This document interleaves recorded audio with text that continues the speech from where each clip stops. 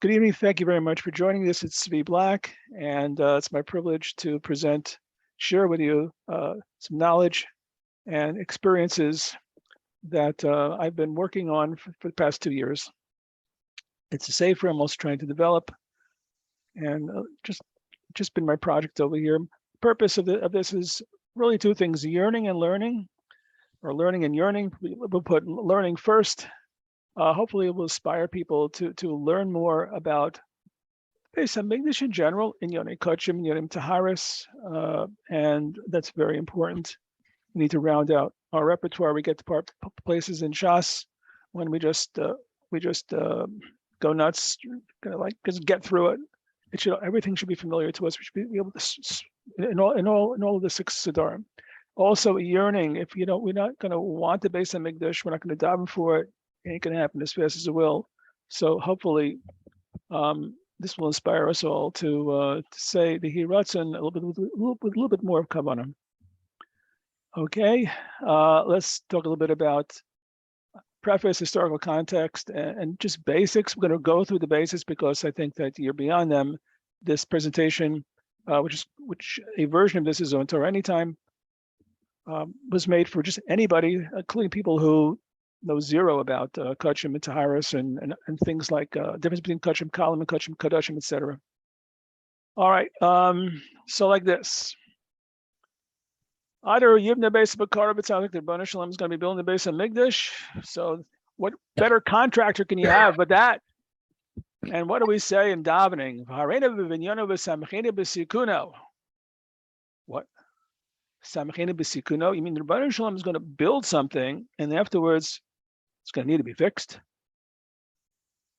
What? We'll answer that real soon. Okay. Well, let's answer right now. I published the results of my study, which began about several years ago, based on permission that was granted to me. I do my best to specify my sources and label what I added on my own, because there's really not a whole lot that we know about the Beis Hamikdash. I also share with you many graphics. So thank you for the opportunity to share. I have my own mental image based on what I've been studying. And people make mistakes. There are different shittas, as you will soon see. So, Mirz Hashem, maybe just in a few hours or days, we'll be in the real Beis Hamikdash. And I'm going to be there. I'm going to say, oh, that's what it was. So I have a mental image. I'm going to have to change it because it's going to match reality and I'll understand Pshat better in the pasuk. So I'm going to be very happy fixing my mental image. Hareinu b'sikuno, hareinu b'binyano. Show me the binyan. Rebbeinu Shalom, please let me be there. I'll see mistakes that I've made, or I suggest things. Oh, it's not like that, Zvi. I'll be so happy to fix my mental image. Next. All right, why am I doing this? How did I get here? It all started with the corona, frankly. I have to say, I guess, you could diagnose me as being somewhat distressed, depressed. I was locked out of shul like everybody else. Didn't circumvent any controls. I kept the rules. Very sad. I heard Reb Sorotzkin Shalita give a shmooze. He says, think of the future. I have a sefer. I pulled it out. Bais Shlishi, written by Harv Steinberg. I said, I'm going to go through this. And I just fell in ever since then. So that's what brought me to this. And it's also an anchor point for me ever since when I've been learning Gemara. I have like a reference point and I say, oh, let me add that to my knowledge about Kachim, about Taharis for a presentation. So it's really it's really a very good experience for me, and I hope to share this with you. Okay. The Meforshim struggle. There are various versions, shittas. When you go through Yechezkel, it's very difficult to understand what it is. You need graphics, you need a sefer, and Baruch Hashem, we have them. And now with this, you're going to be a lot of, very much It's ahead of the learning curve. There are things that people didn't know. The Mitsuda says, well, we don't know this, but it was in the second Beis Hamikdash, so we'll put it in the third. And there are things that just nobody talks about. There's a ramp. There's a gallery 50 amas tall. Nobody talks about how people get up there. You just, in some form, just a platform 50 amas up and some columns holding it up, period. So my model is one of a structure that is functional. So I'll have ramps, I'll access ramps to get up there, which you don't see in any safer because they're interested in just giving the basics. This is a rendering. It is rendered with architectural software. Everything has to work, and it does, as we'll soon see, at least in partial. All right, and believe me, you are going to benefit from studying about the third Beis Hamikdash. This is a havtacha from the Tosfos Yom Tov. Read it. Furthermore, I've discovered from another sefer a Tanchuma. It's in Sab. I think it's Yud Daled. That sefer on the Beis Hamikdash. It's a wonderful sefer.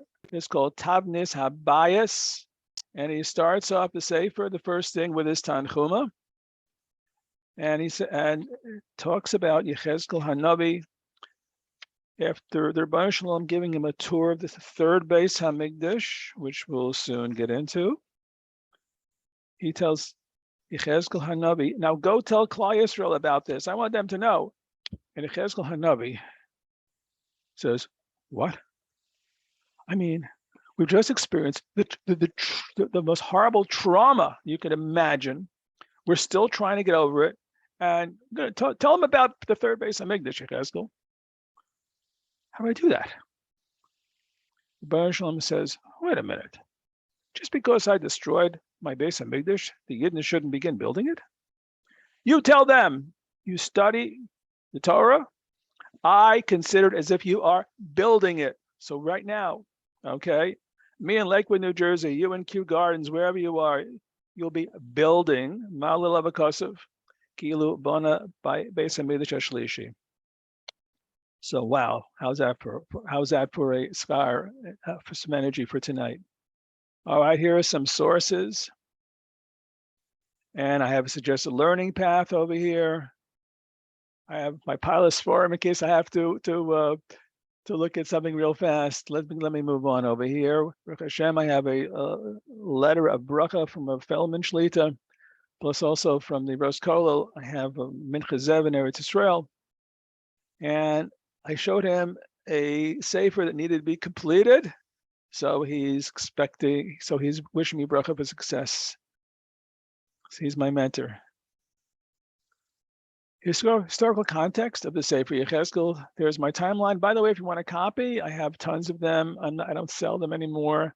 Made them when I was a mechanech. Timeline display of Jewish history. If you have mechanechim also that need, have them give me a call. Glad to give copies out. So here's a timeline. That's where it was in our history. Kind of like in the middle of the world. Historical context of the Sefer, for those of you who have never gone through the story, it was a very, very tough life that Yechezkel and Navi lived. It's amazing, these Nevi'im, how they got through what they did. He kept on dealing with his own personal goals to Bavel and seeing it's happening, hoping it's not going to happen, giving Tochacha, please, Yidden do tshuva, then it happens, and the Yidden didn't believe that there could be a Yiddishkeit without a Beis Hamikdash. They said, we're giving up, we're taking off our yarmulkes, no more tzitzis. And the Baruch Shalom came to Yechezkel and said, you go back and tell them, I ain't going to let that happen. And that's why we're here tonight.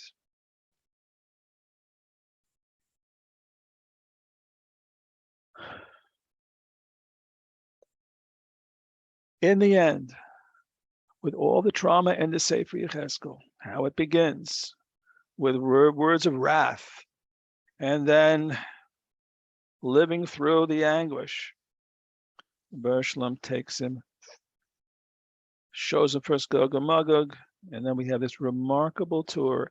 I have to tell you about this tour. I just recently learned such a chiddush from the Zevet Tov, and I have also several things from the Zevet Tov. It's a parish in the Bais Shlishi. Yechezkel Hanavi, and it's not in this presentation yet, was not shown a completed Beis Hamikdash. Get this. It was a nevuah, a vision, not a completed, at least the whole time it wasn't completed. The Zevet Tov notes from Perek Mem and on. Yechezkel Navi is talking about what he's seeing, and then he says, Vihine. He says Vihine a few times. The Zevet Tov says, you know what's going on? This Malach, he wasn't just a tour guide. He was the man, the guy, the being in charge of constructing the Beis Hamikdash. He had workers. He was going around with his stick, measuring things and telling the workers, okay, make it this way. You did this right. Fix this. That's what was going on. So Yechezkel Hanavi, he'd see something. He sees a gallery, an empty gallery, and then Vihine. They called it a ritzpah, by the way. Vihine, there were lishkos, like they just popped into view almost. That is, the malachim were just building them on the fly. That's what he saw, an emerging Bais Shlishi. Such a powerful message for us.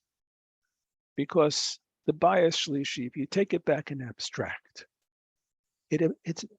we are building our own, quote, our lives. We're sanctifying ourselves every day that we do more mitzvahs, every day we do more Torah. We are emerging also. We're building our own, quote, Beis Hamikdash, our families, our relationships. And matching that, we have an emerging Beis Hamikdash. Phenomenal, powerful thought. And here we are, about 1950 years afterwards. If you need proof there's Rabbanu Shalom, the only proof you need today is to look in the mirror. You see a yarmulke, you see tzitzis. It's impossible for you to be there. And the fact that you are here means there's Rabbanu Shalom. Very important point before we get into graphics and what's going on with the bias. The third Beis Hamikdash, this is Tzvi Black talking, is not a solution to our pains and problems of current events. Those pains are symptoms. They're signals. The Beis Hamikdash will be a siman that we have finally succeeded in addressing the root causes of the Churban.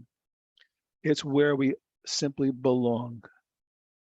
Until then, we learn about it and we yearn to be there, and we should hopefully be changing ourselves and the world around us to make it a better world. So we are roy indeed to have a Beis Hamikdash, and then it's going to happen. Where will the third Beis Hamikdash be? There's a helicopter view of what it looked, about 1931. Changed a bit since then. Okay, where is the third Beis Hamikdash going to be? Well, you have to know where the Mizbeach is going to be, because once you know where that is, you're going to build the Beis Hamikdash, the building part, and everything else we're going to see around that. So, where was the Mizbeach? How does that fit in that picture we just saw? We got three shittas over here. So we got that dome of the rock and the kosel you see on the side, and the mosques over there, and walls like we saw, the trapezoid shape. That's how it looks today. Three shittas. Maybe the rock was where the Kodesh Kodashim is. That's the diagram on the left. Maybe the rock was where Mizbeach was. Or maybe, surprise, the people who have their place of worship, They think they're in the holy place of the Jewish people. No. There's a park between the two mosques. That's where the Beis Hamikdash was. By the way, it's opposite the Kosel. So it's my source, Beis Hamikdash Shlishi from Dov, Shalom Dov Steinberg Zatzal. Beautiful sefer. All right. So now, well, all right. Maybe we'll get the GPS coordinates of the Mizbeach, and they'll be able to go build a Mizbeach, as if you're crazy to do that. And I'm not one of those people that say, "Oh, let's just go build it anyway." If anything, I'm the reverse. I hope that when if I finish here, that you're totally discouraged and saying, "I ain't gonna go near building a Beis Hamikdash or raising money and all that stuff," which some people, by the way, are into. So if you're one of them, then you're not going to hear what you want to hear, so you might as well sign out right now. Anyhow, even if we had the GPS coordinates, they'll work only within the frame of the building, and everything will only work within the framework of laws of nature. Well, you want to combine laws of nature with Beis Hamikdash? Forget it. I'll tell you that right now. Here's some basic knowledge, which I'm going to assume that you know. You're going to know about types of karbonos. You know difference between kodesh kadoshim and kodesh kalim. You know that there are different zones where you could go and bring things. And if you take kodesh kadoshim out of the Azara, you just done a yotze on them, and you got to burn them. You got to keep them in their proper zone. And we talked about what the Azara was and where was it Ezra's Nashim, Israel Ezra's Nashim. How was Ezra's Nashim? Wasn't just a place where only women are. There were men. There was things going on in there that men were there. And the Ezra's Israel and even the Ezra's Kohanim was not restricted to men only, because anytime a Yid, man or woman, needed to be there, they were allowed in. And believe me, once the need was up, you did your thing there, you went right back to where you belong. So you were allowed to be there for business reasons, quote, only, and then you go right back to where you were. You just don't like hang out and just walk around and say, "Oh, when I see the hill, I'm closer to the Heichel." No, hey, lady, man, what are you doing here? Get out. So, and it was also a very busy place, so there was not room for people just to go do sightseeing. Chas v'sholem. This is the Heichel HaMelech. The Heichel HaMelech, in the room for his children. You have to behave different, and your job is to be where you belong. Everybody. It was not a shul. There was no Torah in the Azara. That's a Gemara. Interesting. This you should know about that, I'm sure. All right, now let's go. Now we're getting a little more Lamaisa business. Okay. Some terms over here that I'm using. Bais Shlishi, you should know that from the Mishnayos, should be familiar to everybody. Tumah and Tahara, I'm not going to go into there. Zones, I'm not going to go into over here. I give a whole bunch of reasons why we should not be building the Beis Hamikdash today. I don't think I have to sell you on that notion.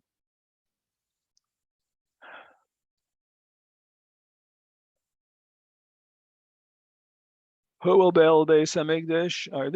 These are my notes. I'm not going to. I should have erased this because this is totally not part of the polished presentation. But I can talk more about it if you let me to. Who will build it? There's an oracle in there. We learn in our kollel, and there's also other things from the Gemara and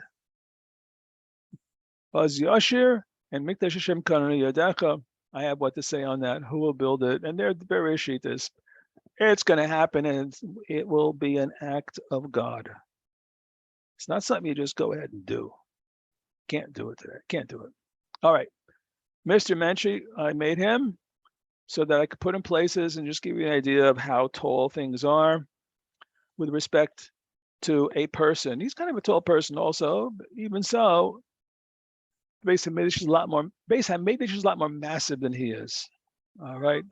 Let's say together before we begin our journey. Hiratzon Panecha Hashem Elokeinu Melkei Avosinu Shibana Beis Hamikdash Me'av Yameinu V'Sel Helkeinu B'Sorasecha V'Sham Navodcha B'Yira Kim Yolam Achshanim Kadmonios V'Arvol Hashem Minchasi V'Shalem Kim Yolam Achshanim Kadmonios. Second versus the third. Profound difference in layout. So different. Look, there is a chatzar hachitzona and panimi. That's the vocabulary of Sefer Yechezkel.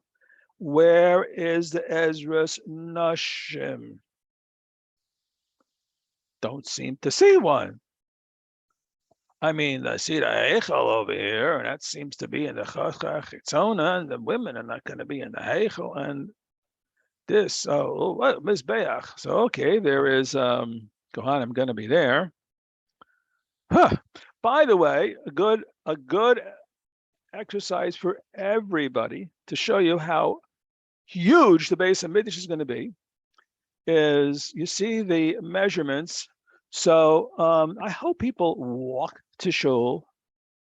Now, no one drives, but some people just, get out of the bedroom, walk, open the door outside, then go to the next house and just go to shul and daven there. No, walk to shul. Take at least 300 steps to go to shul this Shabbos. And look back where you started from. You'll see that what you have just done is walk one entire side of the Beis Hamikdash Shlishi.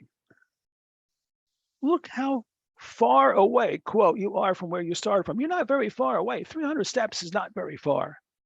It's going to be so different and so tiny. As a matter of fact, the Eretz Yisrael has room for 1,700 adults. By the way, it's full of Klal Yisrael. By the way, Pesach, there are 3 shifts, and 1.2 million people once fit in the Beis Hamikdash Hasheni. I think we'll have more people there. We'll talk more about that. It's a Shem. All right. So where will the Ezra Nashim be? Every place around the Chatzar HaPanimi. What? Yes. Look. You mean they can go into the Heichel? Men, women? No. There are, walls here and there. But look at this. Look on the left. Behind the Heichel, blank space. You mean a person can go in from the east, that's the main entrance, with Sefer Tehillim and walk around with his or her Sefer Tehillim, come down here and stand opposite the Kodesh HaKadoshim and say Tehillim. Will anyone tell them, what are you doing here? The answer is no. No one is going to tell them, what are you doing here? Say, I'm saying Tehillim. Okay.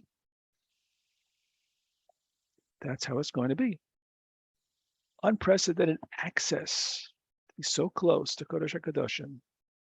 The business area, over here. What are you doing here? You don't belong here. Goodbye. Go into the Heichel. You definitely don't belong unless you're going. So we have restricted areas, but that's it.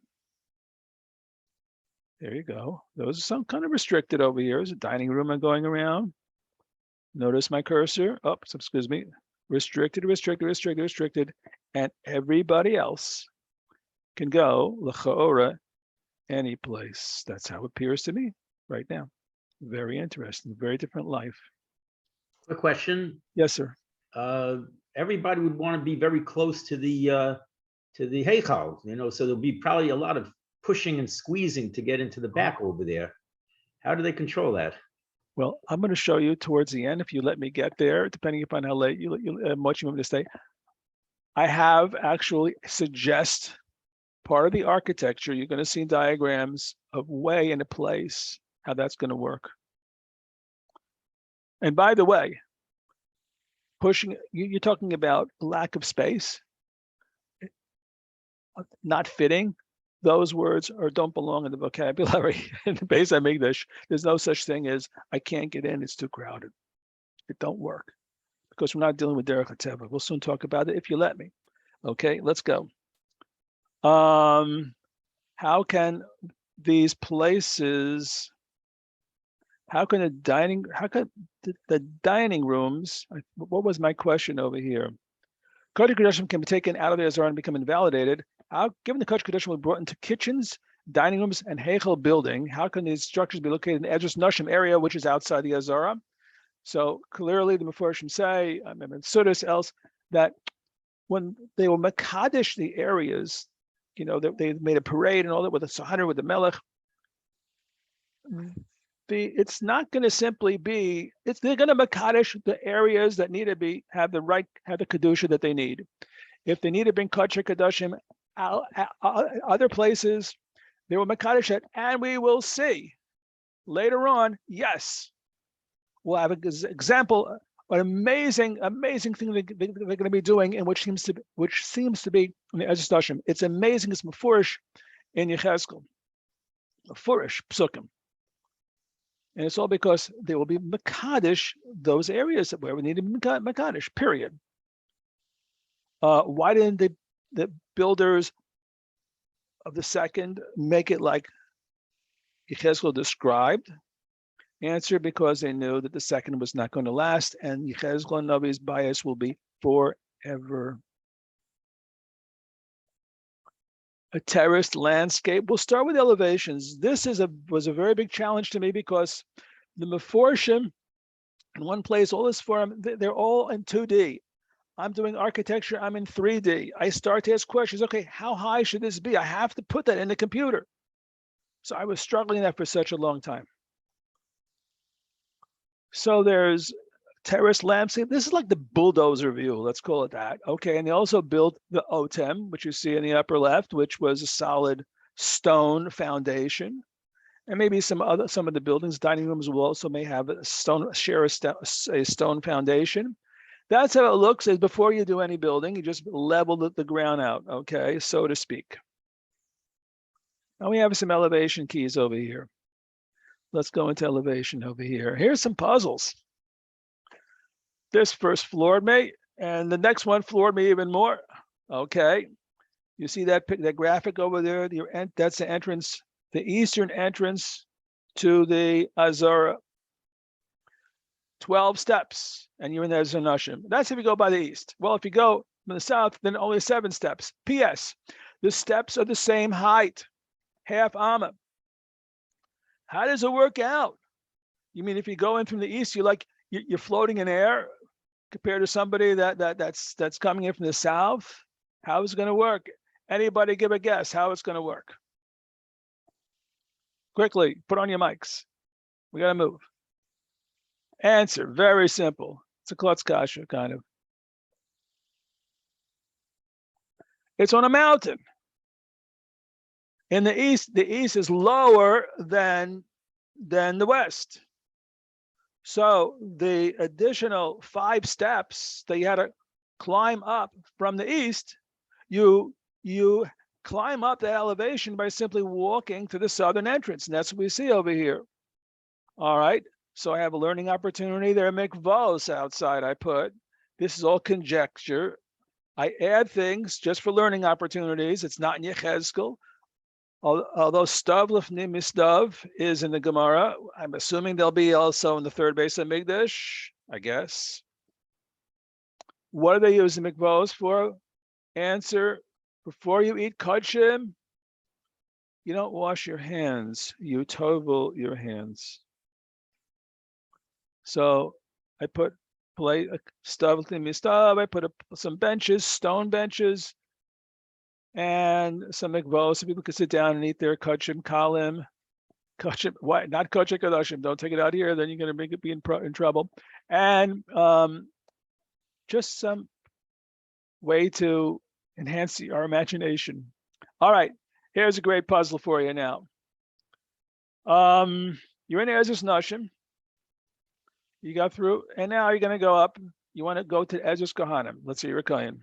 All right. Well, Which entrance are you going to take? There are 3 entrances also. And the Navi clearly says, in the north, in the east, and in the south, there are 8 steps. Problem is that when you go 8 steps from the east, you're in the Ezras Anashim or Ezras Israel. You got to go the height of 5 more steps to get to the Ezras Kahanim. So you have the same float in the air problem.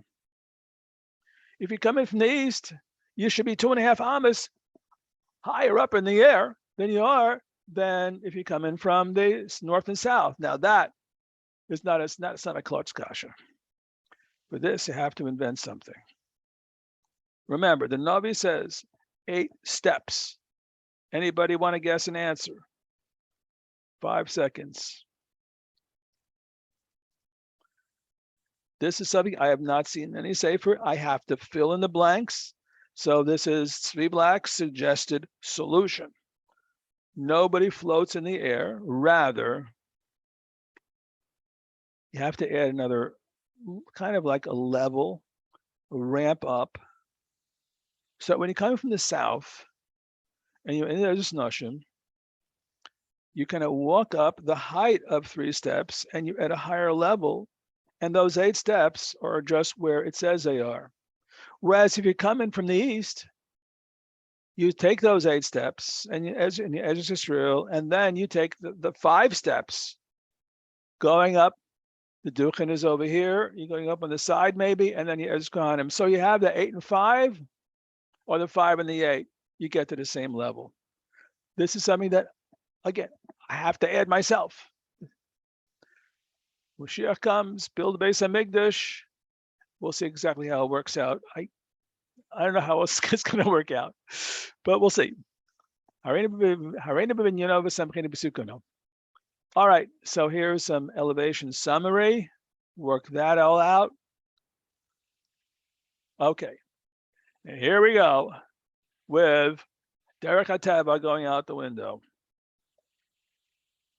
Second Beis Hamikdash, Bais, Mishnayos, 500 by 500 amas. There you got the Temple Mount today. It fit. This Bais fits somewhere in here. Okay, that's no problem over here. But the Navi Cheskel says that the Bais of Bais Shlishi will be 3,000 amas in each direction. How do you fit 3,000 amas on the Temple Mount of today?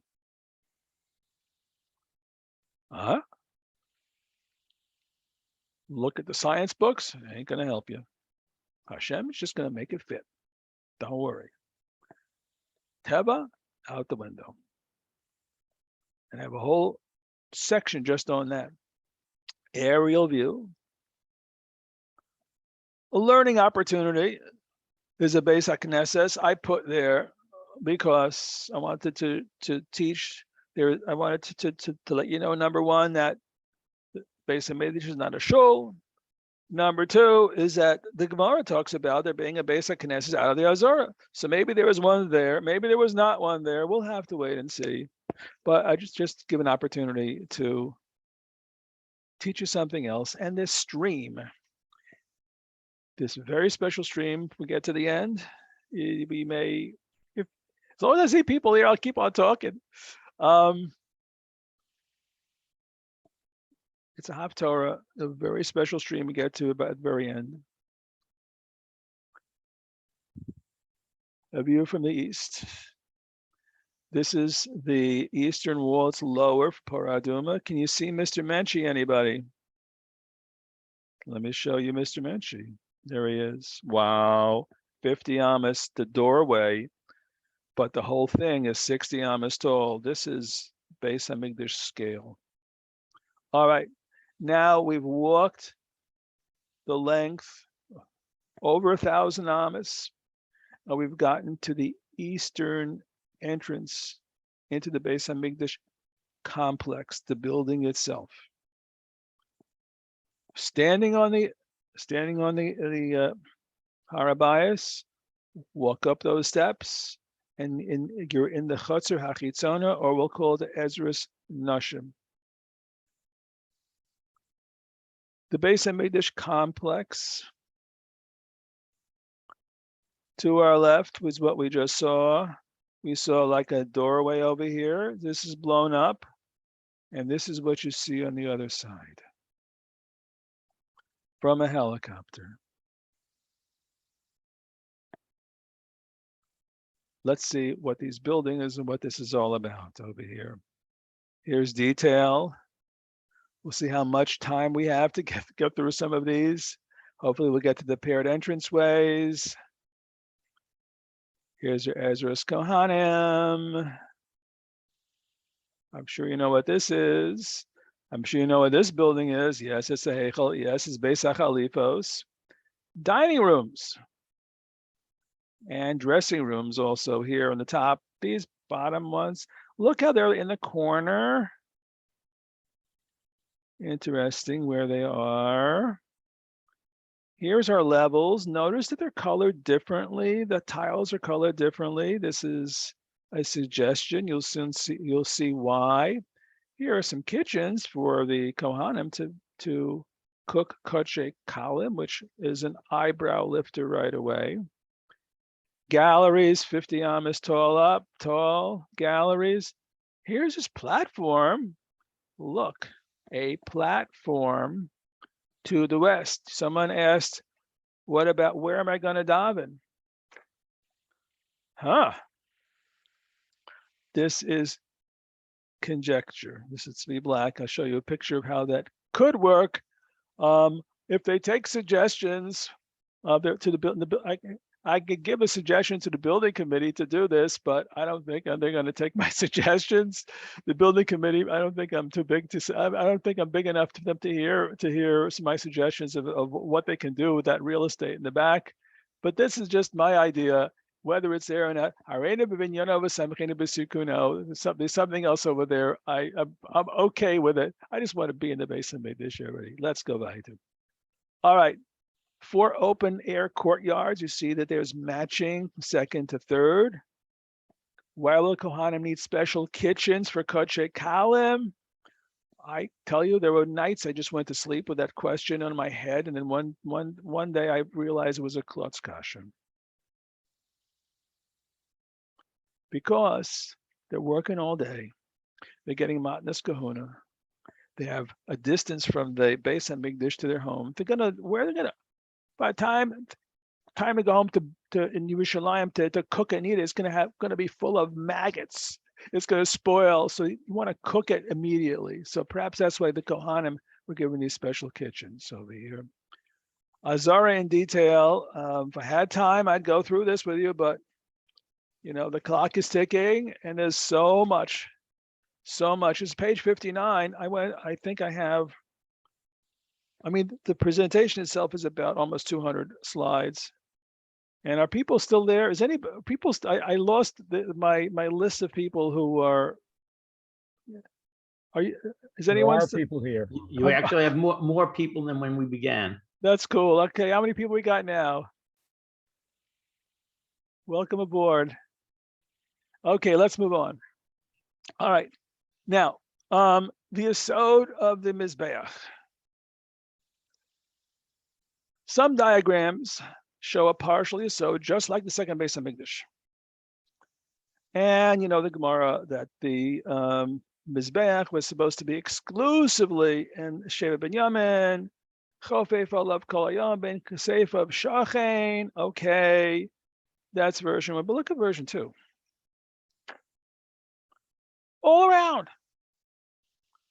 What were in the minds of people who made these diagrams and have these shitas? What's going to be with Shevet Binyamin? What happened to Chofef Olav Kol Hayom? Guess what, folks? Welcome to the new country. Eretz Yisrael will be redivided. Okay, I don't think it's going to pass the Knesset.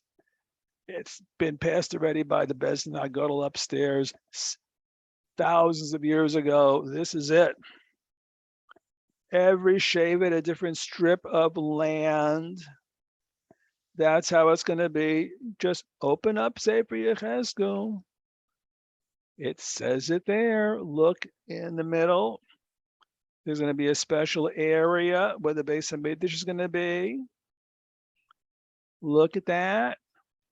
Here is Beis Hamikdash. It's Nasi territory. There's a Haftorah, if you remember, about the Nasi, shepherding other people.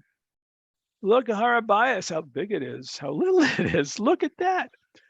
Trumas HaKodesh is going to be called. There's a section for Kohanim, where they'll live, and where Levim are going to live. And there's this place called Ha'ir.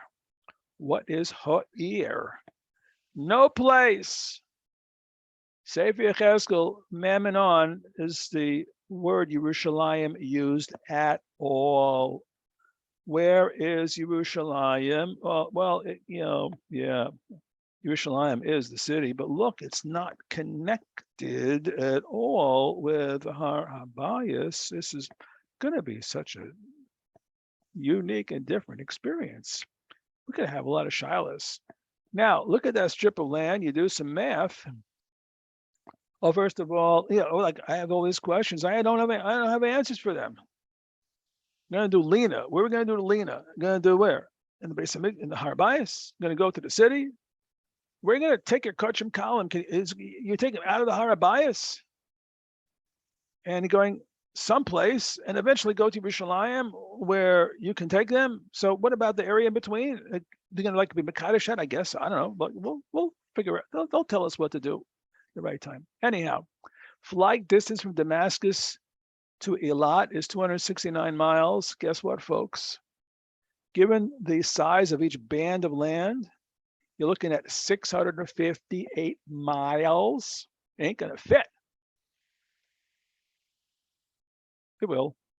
Next. Now, I told you, Terech HaTeva, out the window. New name Yerushalayim, the last two words in Sefer Yechezkel. B'Shem Ha'ir Miyom, from someday, it's going to, the new surname of Yerushalayim, Hashem Shama. That's the new surname of Yerushalayim. Wow. Azara in the Heichel building over here. All right. Let's talk about that now. A view from the southeastern corner. The column of smoke never wavered. You can have a hurricane, tornado, anything. That thing ain't gonna budge. Mission and Avis, Nace. Now, this Gemara and Pesachim, like people go through it and just go, okay, let's go on. I thought about this a lot. I just didn't understand. It bothered me so much. How is this going to work? We're coming up to Pesachim, Samech and Bais. When you get there, I hope that you remember what I'm saying over here, because this Gemara was so schwer. If you just think of it in a pragmatic, practical, what's going on? If Dam comes up to the knees of Kohanim, so what about everybody else? So everyone's standing with their knees in blood. I'm going to go to the Beis Hamikdash with my little sheep, and I'm up to my knees in blood. My sheep is on the ground waiting to be shechted, and it's like drowning because it's only a little sheep. It's trying to keep its head above water. If I don't pay attention to it, it's just going to drown and be dead by the time I'm ready to be shechted. So we have a bunch of bloody, try to shecht a wet, bloody sheep if it's still alive. What is going on? It says that they flooded the Azara with water to clean it. What held the water back? What held the blood back? What's going on? I suggest there was no lake of blood. There was an Amma drain, and that did fill up with blood. And that is where I suggest the Kohanim were up to their knees in blood. The blood stood. They were in the drain. They were part of the supply chain. Furthermore, the platforms could very well be raised floor tiles around the Mizbeach, so that there'll be an area that is more protected from all the blood that's flowing all over the place. As far as what holds the water back, I suggest that there was a raised lip all around the Azura, not tall enough so that the water would go down the drains, but tall enough to hold back some water so that the place would get cleaned up like this. Perhaps, I don't know. You have another shot, please tell me. Anyhow, Mitzvah Hashem, maybe soon we will see for ourselves. All right, the view from the southwestern corner, the Kiar, the immersion pool. There were chambers inside the walls. I don't discuss this at all in this presentation now, but it will be added. What you're seeing, those posts are what they called atikim.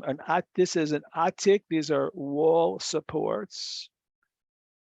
If you let me go hours, I will talk to you about wall supports, but it looks different. It is a different place. Further, let's see, what do we have? Okay, no, okay. The Ahmed drain with safety. See, this is me thinking about practicalities. This is the drain. Well, people are going to be like just running around, and all of a sudden they're going to like fall over and get themselves wet and hurt. So I have like, this is Tzvi Black already, safety engineer. I put up some like protective things, some covers, temporary, which you can lift up. All right, so maybe they won't be there. They'll figure out some way this will work.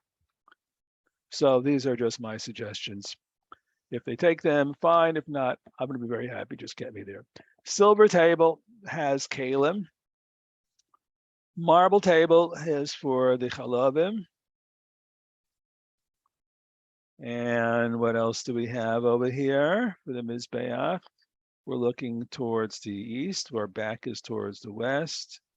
Here we have this window, according to some shitas, where it's carved out where some puzzle of birds, things that they can't bring on the mizbeach, birds became puzzle, whatever, they just leave them there. And here's our chut sikra. It's actually very thin. It looks like a chut. When you're looking far away from the rendering, actually you could barely see it, but there is a chut sikra there. All right. We have also for Yayin and for Mayim, Mitzvah Hashem Sukkah's coming up. We'll have a Kohen over there. It'll be Aaron a Kohen, and Mitzvah Hashem, he'll be pouring the water down there, and we're going to have some party. Believe me, such a Simcha Mitzvah Hashem should be for the Sukkahs. Next, the Heichel building. All right, now you see palm trees. What in the world of palm trees going in over there, doing over there? And you see in the background over there some type of a way how I have another shot, a much better shot of the back over there by the west, where maybe you could be saying you're Tehillim perhaps, and there's plenty of space, although it can get pretty crowded when you have several million Yidden there, but there's always plenty of room in the base of Hamikdash. We'll get to a maral for that. Building styles, decorations, motif, chalonos atumos. We're going to see chalonos atumos all over the place. But what is this business, chalonos atumos? In the good old days, without electric light bulbs, you needed the sunlight. When you made your holes in your walls, they were for sunlight. And what you did normally is you made wider entrances to the inside. It was wider opening on the inside than it was on the outside, so the rays of the sun would spread out in the room. So when a normal building, the light comes from outside, so they open up towards the inside. But the Beis Hamikdash is not a normal building of Chas v'Sholem. This is the Makor of or to the world. So you have the light coming from the inside going out to the world. So you have Chalonos Hatumos. The Heichel building's interior is decorated with figures of palm trees, faces of Kruvim, faces of men, faces of lions, I only show palm trees. I don't feel capable of doing justice to the beauty of the decorations. I don't want to get involved with the kerubim and faces and all that. So this is a very conservative shul that I'm making over here. Very building. All right. Heichel building interior ulam. Heichel doors to the Kodesh Kadoshim. Yachin and Bais pillars, a golden table that was for lechem upon him. The southern doorway. And I have a friend of mine who wrote a sefer. I give him a plug.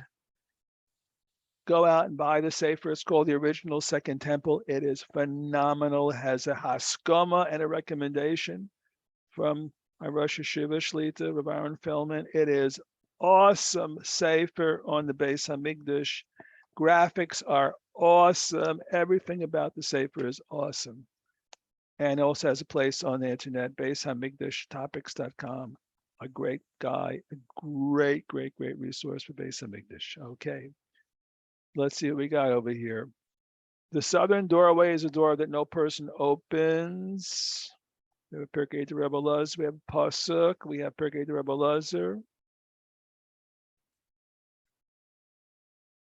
Yachin and Bais pillars inside. Get this, not outside.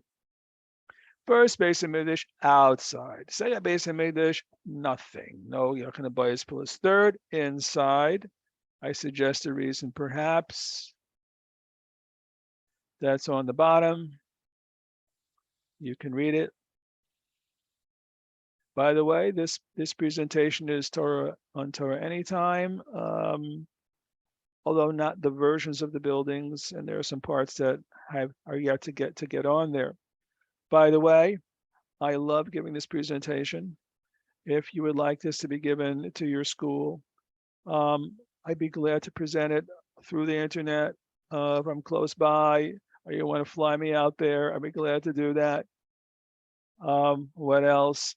I would love to develop a curriculum for schools, for seminaries who are teaching Yechezkel. They just skip over this. No, they shouldn't. But if people that would be interested, it would make me so happy, give me something to do, more value to my life, that I've actually leave something that people are using. I hope that this will be of value to you, people who are seeing this. So yes, and I hope to make a sefer. If you know of someone that wants to dedicate the memory of somebody, please let me know. And I'm also looking for partners to help me write it, proofread, critique it. I want this to be a great thing. Let's go weiter. The tops of pillars, decorations. Now the Heichel, look up. There's no second floor? I don't know. In my model, there's no second floor. I have a reason why. We'll see it in the Pilpul section. Beis HaChalifos, which we see over here. But why is such a prestigious place to put the knives? I mean, there are other kalim, but you got to put them like the Mizrach. What's epis? The knives. Only there, places where they kept other things, pots, the pans, etc. So, all right. But here is maybe a thought. Pesach. Hundreds of thousands of chalafim were being donated. Everyone brought their own chalaf knife. Had to be a klishares. Where are you going to put these hundreds of thousands of knives? Covered all the people that came and shechted their korban Pesach. Maybe the Kohanim said, we're going to make the front the Mizrach one, the most covered place for everybody donates.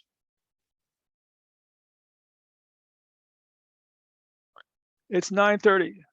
Okay, guys, want me to go further? Give me a vote.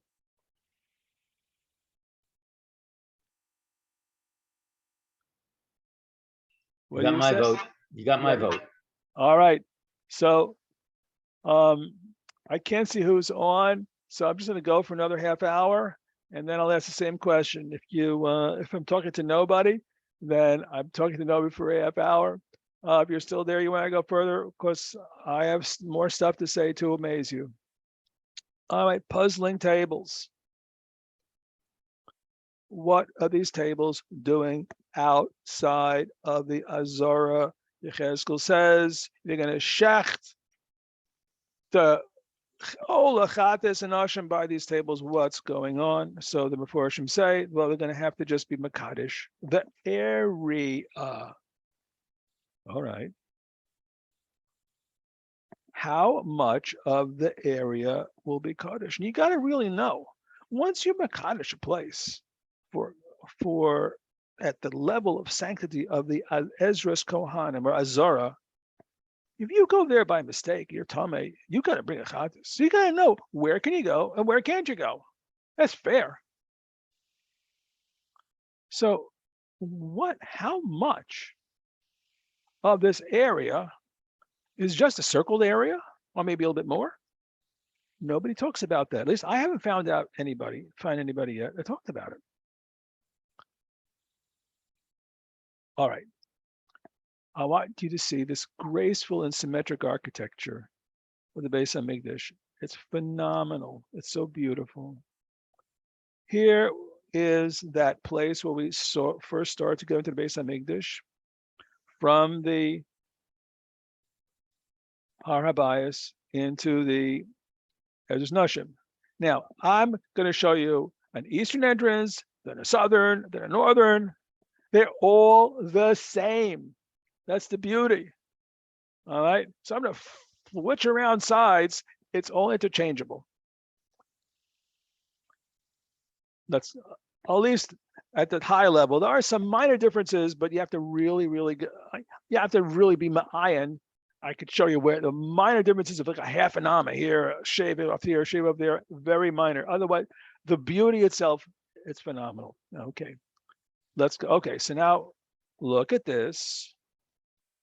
And then, okay, the eastern entrance that leads away from the Har Bais into the Ezra's Nashim.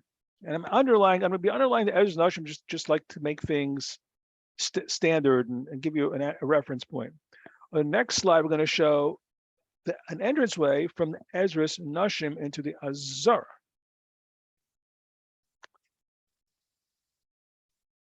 Does that look kind of the same? At least those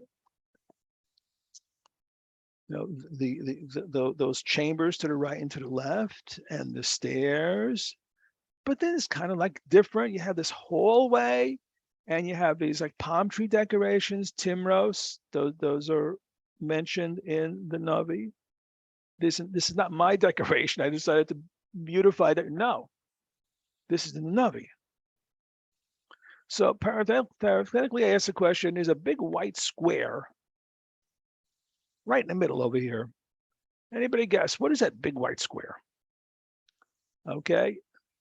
Give you 5 seconds. Tell me what you think that big white square is. Time's up. Show you right away. Hello. That's the Kevesh to the Mizbeach. Look how close it is to the southern entranceway. Wow. Will anybody be allowed to use that entranceway? I don't know. Hard to say. Looks like maybe you and I, unless you're a Kohen, maybe just will use the eastern entrance. I guess. I don't know. All right. Just thought you wanted to know. Weiter. Whoa, look at this. Paired entranceways. And they're on all three sides. Here, we're looking. Our back is to the west. We're looking eastward. To the right and to the left, they look kind of like the same. Can I go in through? You come in from the left, and you go like straight across, and you go into the right. Graceful, symmetric architecture, palm tree decoration, timros, look at these windows. Here, we have chalonos atumos also on the hallway side posts. They're opening out to the Azara in the Navi. At least that's what the Forshim say. There were chalonos atumos all over the place. And so in the back, actually in the background, we have the kitchen and we have also the lower dining room. And now we'll just walk a few steps and our back is now towards the east and we're looking towards the west, and it's the same entrance. And we can see in the background the upper dining room. Now get this is Zevet Tov. This is a parish. The rooftop of the dining room is a viewing area for women. Wow. Let's go back one slide. He said that. Now, according to the Zevet Tov, I don't see in his sefer lower dining room, but many other people do. So it comes out. The Zevet Tov says these flat roofs can be used for women to be standing and seeing what's going on. Think about this. You got the galleries. They have these rooftops, and between the two dining rooms, there's another matching dining room to the right, which we can't see because that's the Azara. And what's going to be in the center? Who's going to be standing in the center every 7 years on Sukkot? The Melech HaMashiach with a Sefer Torah, reading Hakel. Can you imagine that gallery on top of the rooftop filled with women with their babies? Hakel, Hanoshim, Vanoshim, V'ataf, all on those between the galleries and that rooftop, listening to the Melech HaMashiach read the Torah. I don't know if this Sukkot, not this August, and the 7 years from now by Hakel. And then, of course, we have the simple space of Shoeva, same thing, a wonderful experience. All right. Anyhow, what else we got? Okay, the Western Gallery. Well, women's galleries were to the north, east, and south, and they were 50 amas high. 30 chambers were distributed among them. You see the chambers? Let me go back. You see all those, some chambers over there? There were 30 of them all over the place, on the north, east, and south. So some Meforshim have this gallery and just like a platform and some columns. All right. First of all, I say, hey guys, if you got a platform, it's 50 amas tall, you got to have access to it. So I put a ramp. I say, wait a minute. Where is this? This is like right by the Kosel Maravi. Why can't people daven and say Tehillim on that platform? As a matter of fact, if I have 2 access ramps, one for men, one for women, I can have a place where men and women can go separately and daven. Is it going to be like that? I don't know. I didn't see it any place. This is my imagination. So that's my recommendation to the building committee, but I don't have very much clout. But that'd be a good idea, I think, but we'll see. However it will be, I'll be very happy. I just want to be there. With a platform, without the platform, I just wanted to base and make this ready. All right, let's go. Back to the puzzling tables. Area of elevated sanctity to the north. This is suggested. How much of an area is going to be sanctified so that you can shech kodesh kadoshim over here? We also talked about adding this level, remember earlier in the presentation. So I put 2 and 2 together and I say, wait a minute.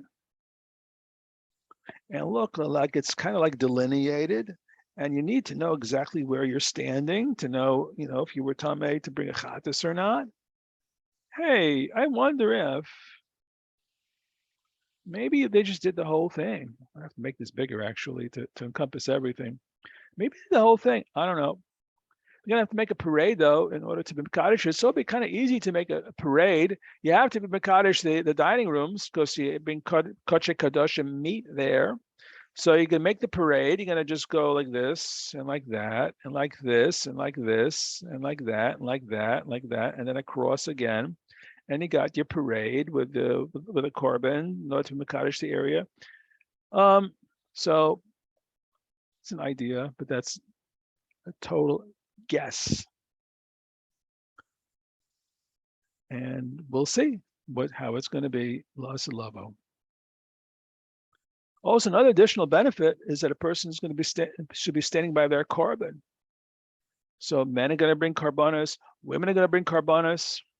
I don't see a place in the second base of Midrash. There was a separate area, a Shar Hanoshim, so the women could go through it and be in the Azar when the korban was makriv, when they brought their korban. There's no space to make other entrances. If you just look at the way the buildings are and the between these chambers in front, and you have inside the walls there were 25 amas long chambers. There's almost no place to make any other entrances. So how are people going to stand by that korban? Well, if this area, the whole area was sanctified, simple. They just go there, and they could be by their korban when it's shechted at least. So these are nice. These are just ideas. How it's going to be. I have a question. Yes, please. We know that Kodesh Kodshim could only be sherted b'tzufen in the north. So even if you mekadesh this area and make it part of the Azura, how does that make it part of the Tzufen? This is Tzufen. This is the northern entrance. Okay. Okay. Wow. So what time is it? You're in Eretz Israel. It's 4:00 over there. Wow, almost 4.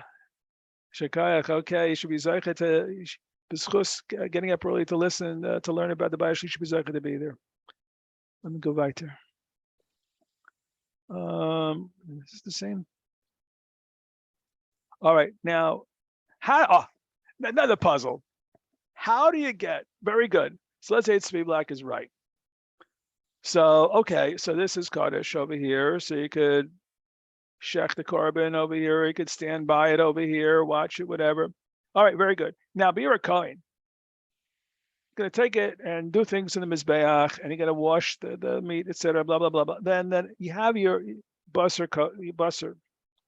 Going to eat it where? In the dining room. The dining room is over here. The door to the dining room is over here. Now we're back to the same problem. You got your meat. You're going to take it out the door and bring it in as Nashim. All of a sudden, you got to burn the meat. Problem. Rashi has an answer. Other Meforshim don't learn like Rashi. Matsudas, this is very simple. Wherever you got to take the meat, they'll mekadesh it. Period. They'll mekadesh that area. I don't know the shape of the sanctified areas, what it's going to look like. By Rashi, it's very clean. Other Meforshim, they have their own derech, and we'll see. It'll work out. No matter what, it's going to work. All right, other place we have not yet been. This is the top floor of the northern Toim. Here are some kitchens. Kodesh Kadoshim, Kodesh Kalim. Thought you'd like to see some more pretty pictures.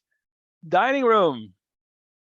All right, here's my northwest dining room. First floor, there are 3 floors.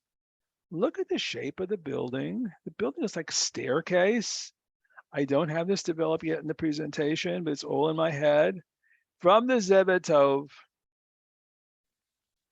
it's just the shape of the building, the staircase, and how he fits into a pasuk is phenomenal. Okay, Mitzvah Hashem, you give me a chance. We'll go into it, but not tonight. We're just gonna skip a bunch of stuff over here.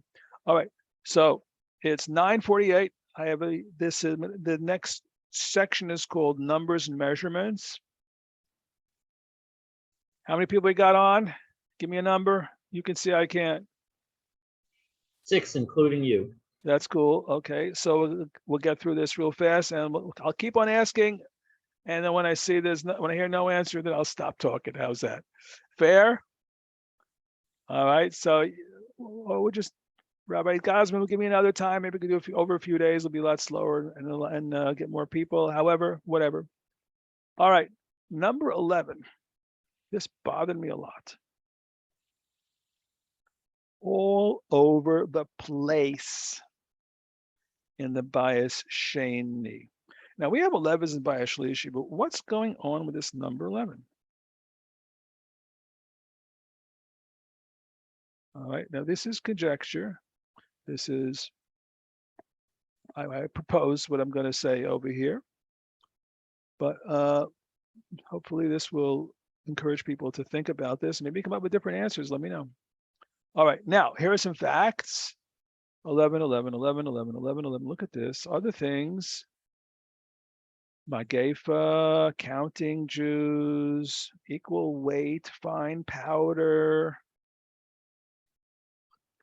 The Mizbeach Taurus is a different place, kind of like all by himself, all lonely. And Tetzaveh instead of in Truma. Interesting. Chelbana is in there, and also Yosef's dream.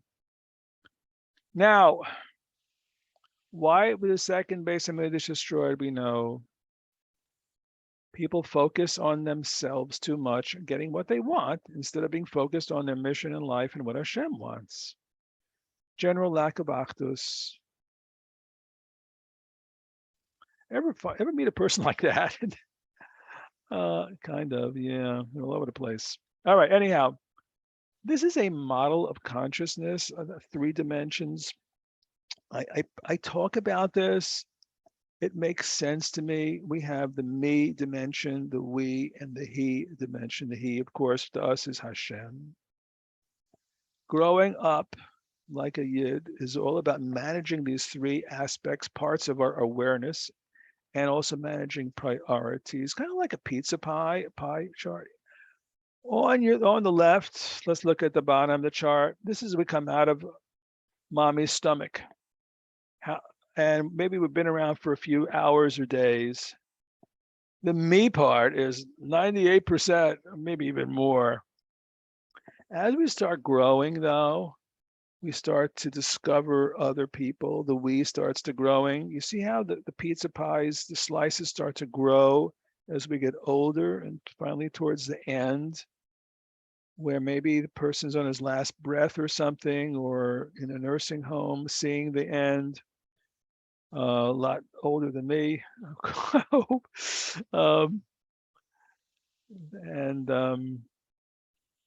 That's life. Like these parts of this pizza, of this pie keep on shifting.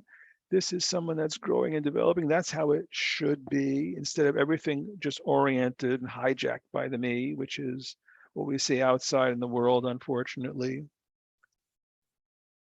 So Hashem, in his infinite mercy, the great designer, gave us a life with a built-in aging process that eventually helps us get closer to where we need to be in preparation for our next phase of existence. Well, that's if you're growing, but if you're stuck in selfishness, you have machlokas. Think of the number 11, 2 ones that are far apart. You have your pointed fingers, let's say, just hold them far apart. As you bring your 2 pointy fingers, 2 ones together, the ones become 11, a different number. Unity creates a new mahus, a family, a nation. You can't have a Jewish people without unity. If you don't have a Jewish people, you can't have a Beis Hamikdash. So it gets destroyed. Yosef, one of 12 brothers. His dream has 11. His focus was always on the other guy, on the 11. Yeah, he was the 12, but he didn't look at himself. When you count people, they're a stand apart. So the whole kayach of achdus, of being a different mahus, is gone. So you're vulnerable. Qatar, katoris, tying together, equal weights. Nobody stands out. Me, I'm everything. No, nobody stands out. Shachakta mena hadek, single unit, fine powder. Mizbeach Ketor is different neighborhood. All right, so he's in a different neighborhood, but he's still, even though he's different in some way.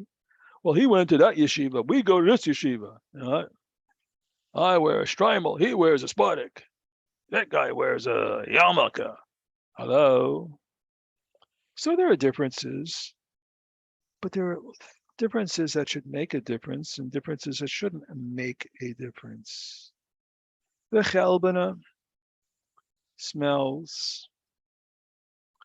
Look at the Gemara in Megillah. A yid wants to daven. He's scared. It's at a tinus. He thinks he's going to die. Maybe he's holding by doing tshuva. Hashem is bringing him there. And what are you going to do? You're going to behave in a way that he's going to say, I ain't going to go in the natural. They're going to throw me out. They're not going to accept me. If he ain't dangerous and he's really doing tshuva, maybe you want to let him in. He should feel comfortable at least being there. Maybe he'll change. Maybe he'll be a different yid going from now on. Maybe that's pshat in the Gemara. All right. So the whole utensils, also the kalim have this number over there, the 1, the 2. Different ways of understanding this. I have even the menorah. I have a kasher with. The mizbeach, the sukkah's holiday, like the length of the aravas that were stood up on the base of the mizbeach, hachitzan was 11 amas. So even the kalim have this message of achdus, of unity. It's Hashem is like screaming at us. He's making a building, saying, Yidden, grow. Think about others. Think about me. Think about Hashem instead of focus on yourself. Be a nation. We're going to get there someday, and the Beis Hamikdash, it will last forever. Next to number 6. The number 6, third Beis Hamikdash, permeates the architecture. The Malach had a measuring stick, 6 amas. What's the number 6 telling us? Something about the third Beis Hamikdash and the 6. Well, what is 6 in machshava? It's gashmius. Gashmius, the third Beis Hamikdash, such holy time, holy place. Oh, I want 7. I want 8. Oh, 8 is l'mala miderech hateva. I want 6. Folks, 6 is the best number for the third Beis Hamikdash because the idol worshippers say that Gashmius, that's where we are. Where's Hashem? He ain't with us. No, he's not in the physical world, they say. He's up there in his computer doing things and whatever else, managing. But he's not here in the Gashmius world, and they're going to change their mind fast when we get a Beis Hamikdash and when the Mashiach comes. And everyone's going to realize Hashem is here in the Gashmias. So that in the Gashmias world, in the physical, natural world, Hashem is also. So the number 6 is very relevant to the Beis Hamikdash. Number 2.5 is another number that kind of like, I also like kind of like echoes to me, at least personally. A lot of like multiples of 2.5 throughout all the numbers of the Beis Hamikdash and other things.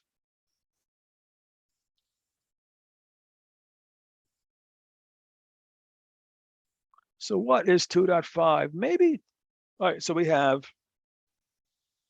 the number 11, we have the number 6, and 2.5. Maybe that represents Torah.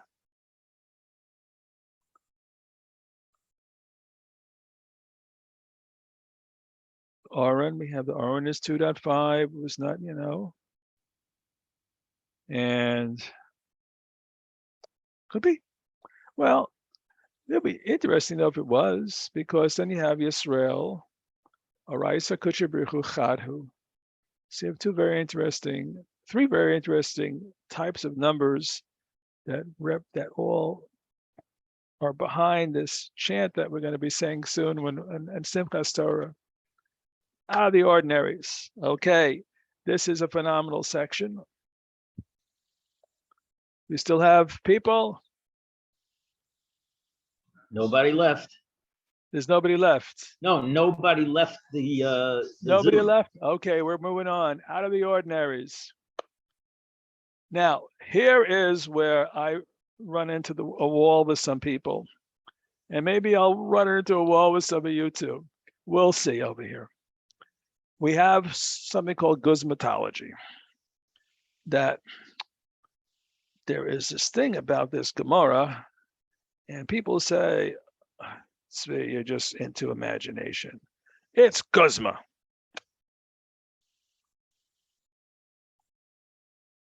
All right, let's see. Gemara Sukkah, a average person takes up 1 square amma, the Azara. So we have a Binyamin Tzvi Zev Feldman. By the way, if you want his sefer, he writes in his sefer, I can send it out to everybody because he says, it's the inverse of Kol Zechuyas Shmuros, basically. So I have his whole sefer over here. He goes into Lamaisa. How is life like in Yerushalayim? How many pounds of matzah did he eat that Pesach? How many mikvahs? There's a very interesting sefer. If you want it, let me know. I'll send you a copy. All right. So he computes. First of all, you have this Gemara. I'm not sure if I'm going to say it here or not. About in Agrifos. Let me just stick.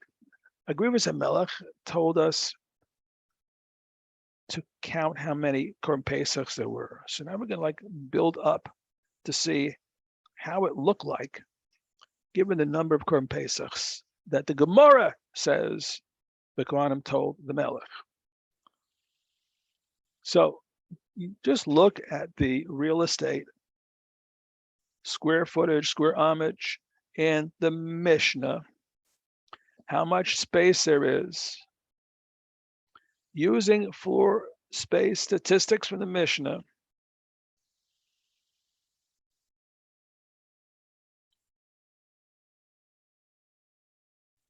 and that there were, do I have the 1.2 million here? I'm just puzzled. I may have accidentally erased this or something, which we'll try to prepare this. The Gemara says that Agrifos HaMelech told the Kohen, Kodol, how many Korban Pesachs there were, and he came up with the number 1.2 million Korban Pesachs that year. And then he figures out from there that there must have been 1.5 million, whatever, people attending Seder of that Pesach in Yerushalayim. Let me see what I have on the next page. Let's see. Okay, here we talk about the Korban. I have to go back and do some wordsmithing over here.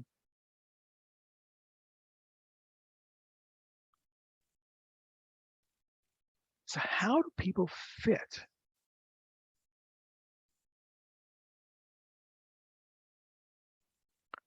So you have the Gemara, the 1.2 million people who were standing in the Azara in three shifts, of course. And people are telling me, Tzvi, don't do this math that you're doing because it's a guzma. I say it's absurd. You tell me, first of all, who made the guzma? Did the Ravina and Rav Ashi make the guzma, or the Kohen Gadol make the guzma? You tell me the Kohen Gadol made the guzma. So really there were not 1.2 million in the Azara. The Gemara says that's what he told Agrifos. So that's why the Gemara says 1.2 million. Oh yeah? He does that. You know what happens to his head? You don't give a melech a guzma number. You want to give it to a president. or prime minister today, a guzma number, you can get away with it. You do that to a king, you're dead. Definitely not a guzma that he told, whatever number he gave. Did. So then, who made the guzma? You telling me the Gemara did? Don't make sense. I have something here. I must have erased it or something. The Medrash Eicha in Ho'ira Basi there is some hyperbole there, and how many people there were, maybe, but it says Teda. There were a lot of people, and the Medrash himself uses this as an example to prove that it was a Rabasi. So the Medrash is treating it not like a guzma. Don't tell me it's a guzma. There are 1.2 million people in that Azara on that Pesach. How do they fit? You got to have 15.8 people per square amma for it to work. But the shaila is only a shaila because we're using teva, laws of nature. Now I bring you to the Maharal. You got to read this Maharal yourself. I have the words actually in Hebrew here to show you. Go to Gevuras Hashem. He has 3 hakdamas. Go to the 3rd hakdama, which means that you're by the end of the second, and then just go look back about a page before the end of the second hakdama and start in the second hakdama and start reading. This is from the Maharal. He talks about bowing in the Beis Hamikdash. Look at this. When you needed room, you had room. We didn't need it. There was no room. Not that you didn't get it.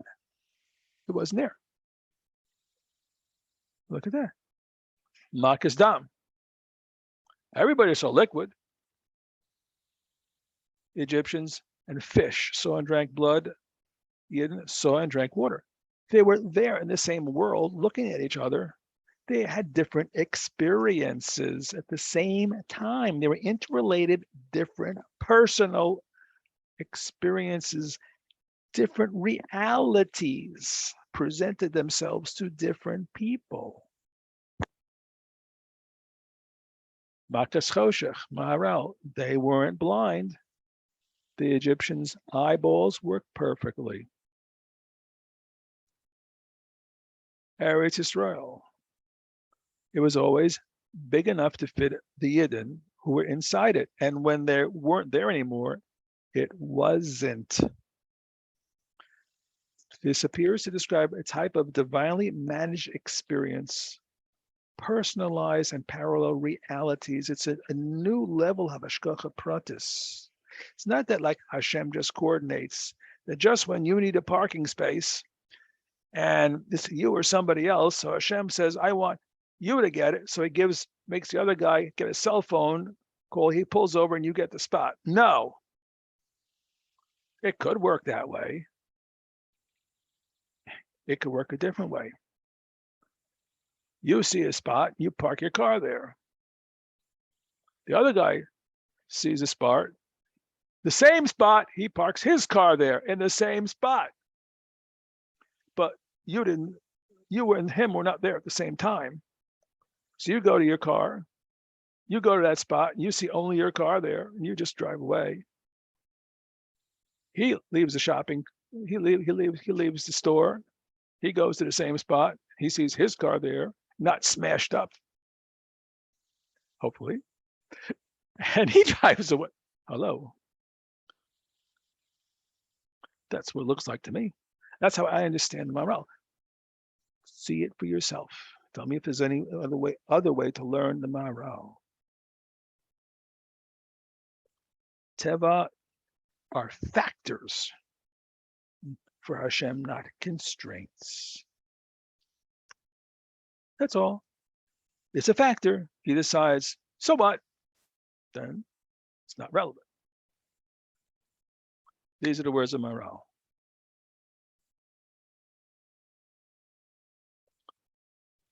It all demonstrates the power and capability of the one that acts,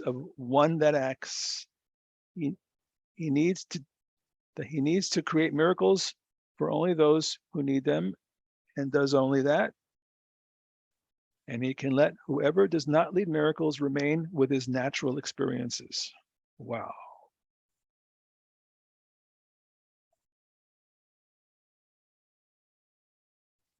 So what would it have looked like if you were in the Beis Hamikdash in the time of Agrippas HaMelech? I think, this is my personal opinion, I would have just seen a busy place. I wouldn't suspect that there's anything unusual. I just know it seems kind of strange that everything's working out. And you get home and there's enough time to do what you got to do. And the lines they were big, but not crazy, and they moved. But if you do the math, on using science, it's impossible to function. You'd have to be there for weeks to get your Korban Pesach done.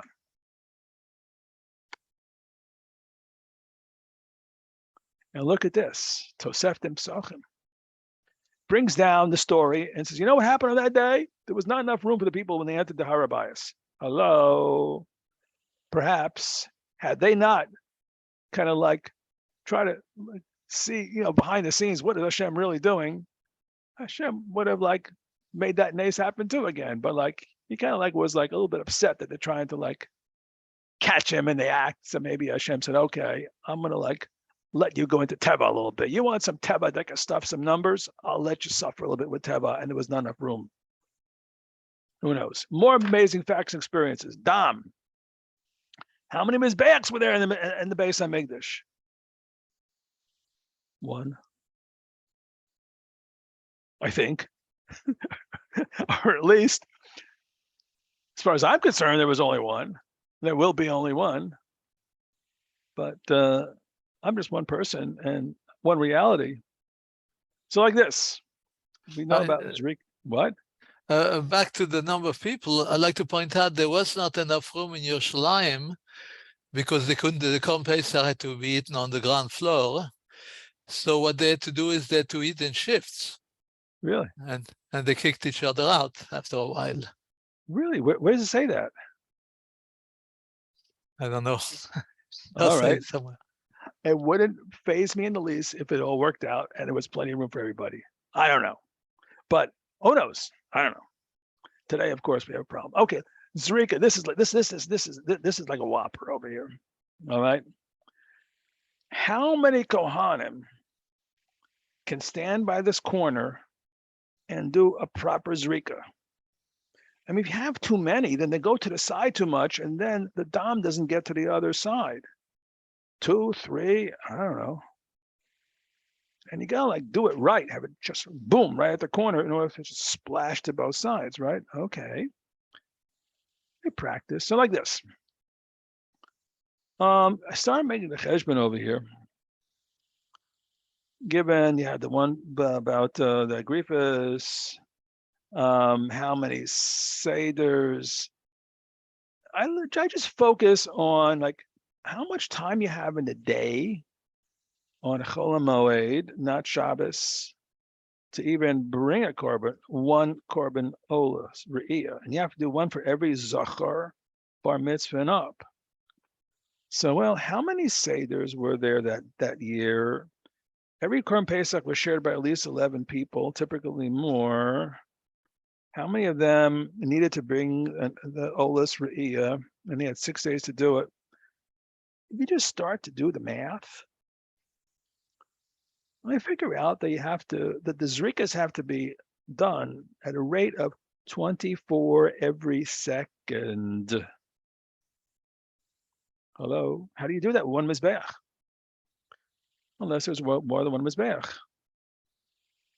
Where? Well, there's more than one person. Maybe there are 1.2 million mizbeachs. One for each person has different experience with the mizbeach. Somehow it all worked. Somehow his Kohen, boom, and then went and ran, and it worked. But I don't know. But it all worked. And as long as we don't like kind of look and try to check and see, hey, Hashem, how do you make it work? It's going to work. So just let Hashem do whatever he does. Otherwise, we'll run out of space, and we don't want to do that. And we'll just be happy. All right, space and time days in the Mishkan. It ain't just the first and second base Hamikdash. This is Mefurish in the Torah. How many Kohanim were there in the days of the Mishkan? Only 3. Aaron, Elazar, and Isamar. I figured out that they had a process about 40,000 Korban Pesachs that afternoon with 3 Kohanim. How many seconds? How many hours? I mean, hello?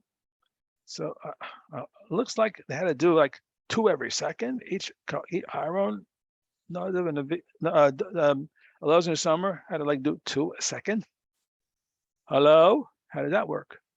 Apparently, not only space goes out the window, but time also goes out the window when you're dealing with Shloka Derech HaTeva. All right. I have to caution you, this model of the base is a former model of the Beis Hamikdash, and doesn't have the new, the Zeved Tov version, which has the staircase. So I do have some of these pictures that I need to upgrade and have time enough to do it over here. But let's talk about the Rashi. Okay, Rashi's solution. We had our problem over here. All right, so while the dining rooms are different, shape is different. This is like the more Mitsudas version. It's the art scroll, has that shape. So how did they get the meat into the dining room? Rashi notes in Cheskel that you're boxed in. That red line is the box.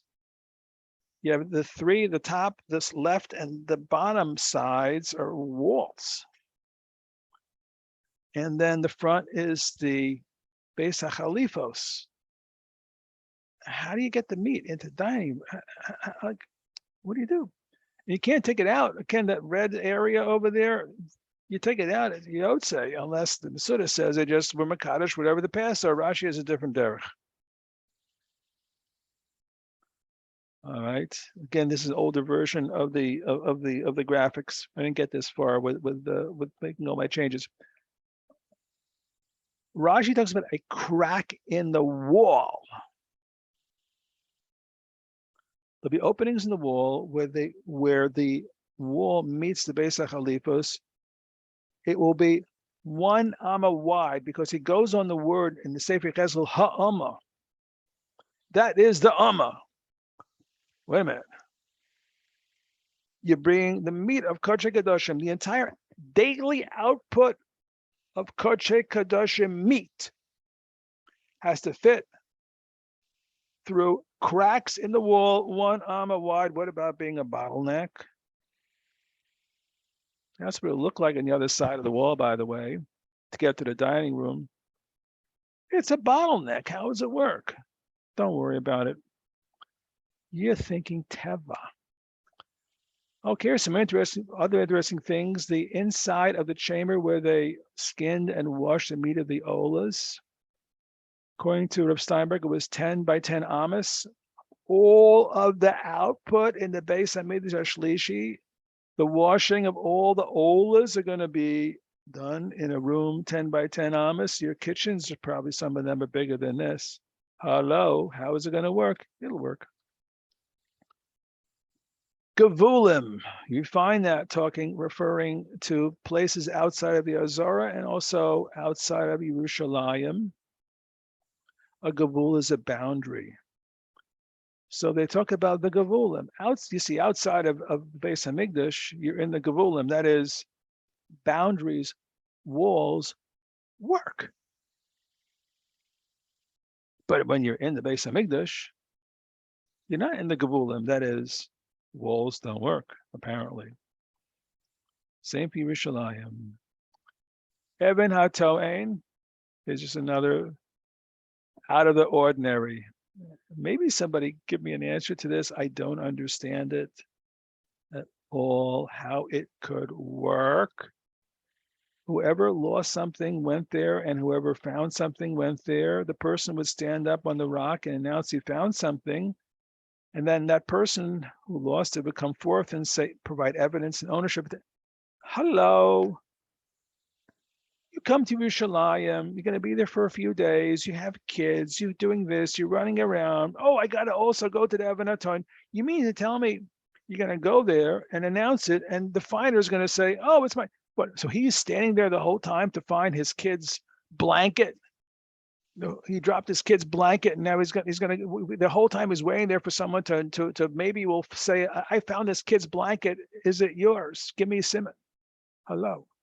How is it like this institution of Evan Atoin going to ever have a chance to even work, that the loser and the finder are going to be there at the same time? Maybe it did. Maybe it did work.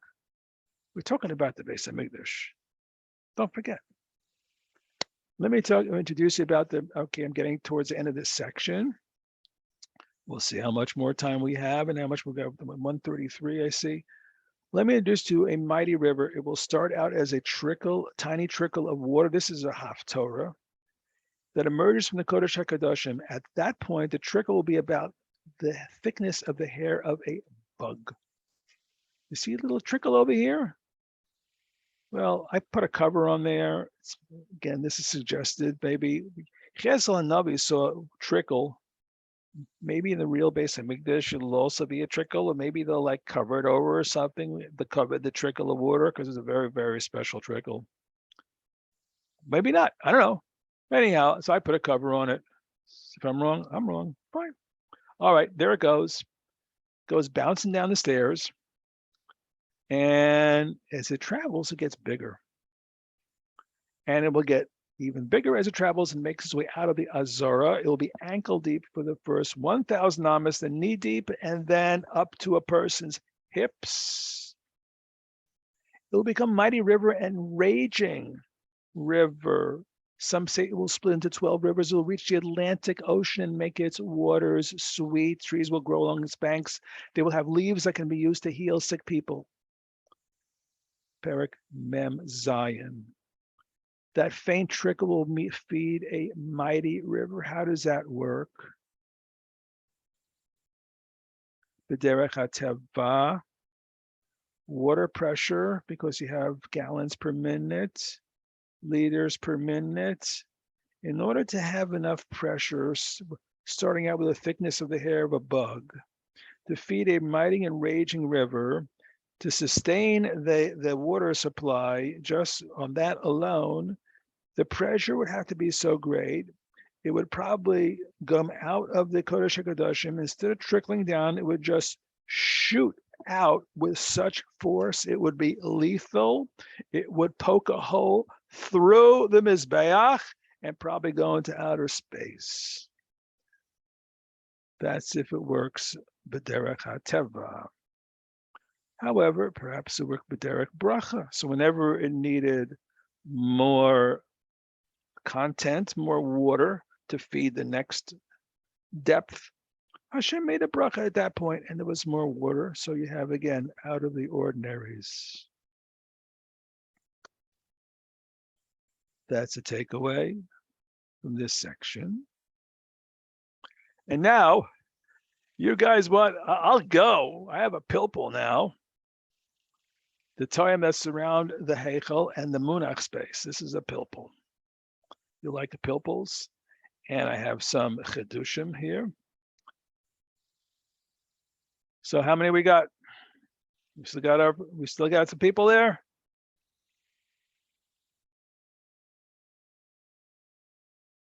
Hello? Still got 6, including you. Wow. You guys are super troopers. Do you want to take a break, or you just want to, we'll just go on? We'll go on. I'm going on. Weiter. We'll go weiter over here. Okay. Now the time, this is the real challenge over here. We're gonna make some chedushim. You say, Tzvei, this is your chedush. I agree. All right. Again, I'm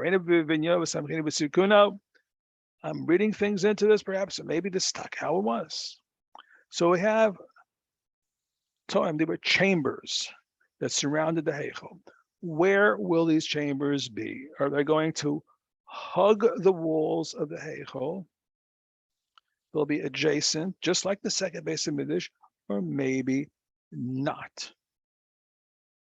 And there are different layouts also for these Toyim. It wasn't so simple. There are many Shitas over here. The Toyim were chambers, the north, west, and south. There were 3 stories in the second and the third Beis Hamikdash. The first story was at the ground level of the Azara, which was below floor level of the Heichal. The Heichal, floor level of the Heichal was lifted up 6 amas. That Otem, the foundation, lifted up the Heichal, so they actually had to walk up steps from the Azara, 6 amas worth of steps, which is 12 steps. And the ground floor, the working floor, meanwhile, was like 6 amas below the ground floor of the Heichal building. All right. So on each floor there were 5 chambers on the north, 5 in the south, and 1 in the west. All right, 33 altogether. I believe it was 30. The number was 33. Yes. Okay. So it's not clear from the verses where the northern and southern Toim were, but the western one was by the Kodesh HaKadoshim hugging the wall. It shared the wall of the Kodesh HaKadoshim. That's clear. Let's take a look at some Shitas over here. So we have 2 versions over here. In a Rashi, there was something called a munach, a space. That is a pasuk in Yecheskel. The munach. Well, there was a space between the Beis HaChalifos and the Toim. That's clear. Everybody holds like that. But where is the official munach? 2 versions of Rashi. According to one version of Rashi, oh, well, that's where the munach was, yeah. According to the second version of Rashi, and by the way, you see now the Toim are hugging, sharing the wall with the Heichal building over here. It's like one big block over here. No space over here. Just at the end, there was a munach space. According to the second version of Rashi, Lashon Acher, this was the official munach space that's in that pasuk over there. And there was also a space over here, but that's not this munach space. The munach was over here. All right. Now I'm going to start presenting both, but I simply do not understand how the second version worked. No, excuse me, the first version worked. So my model is the second version only. ArtScroll has their first version. You'll see their graphics and how they do it. I just don't understand it. I just don't know what to do. So instead of defending it, I just said, well, I'll use the second version. So you'll see different Beis Hamikdashes, and I'll show you floor plans and show you more variations too. And those floor plans are not made by me at all. Okay, so Rashi has his 2 versions over here. So one is Rabbeinu Shemaya, and it's Beis Hamikdash Hasheni all over again. All right, there was a Mesiba ramp to go up to the rooftop of the Toim, and there was a Beis Horodos Hamayim to bring the water down that was spilling on the rooftops of the Heichal and the Toim.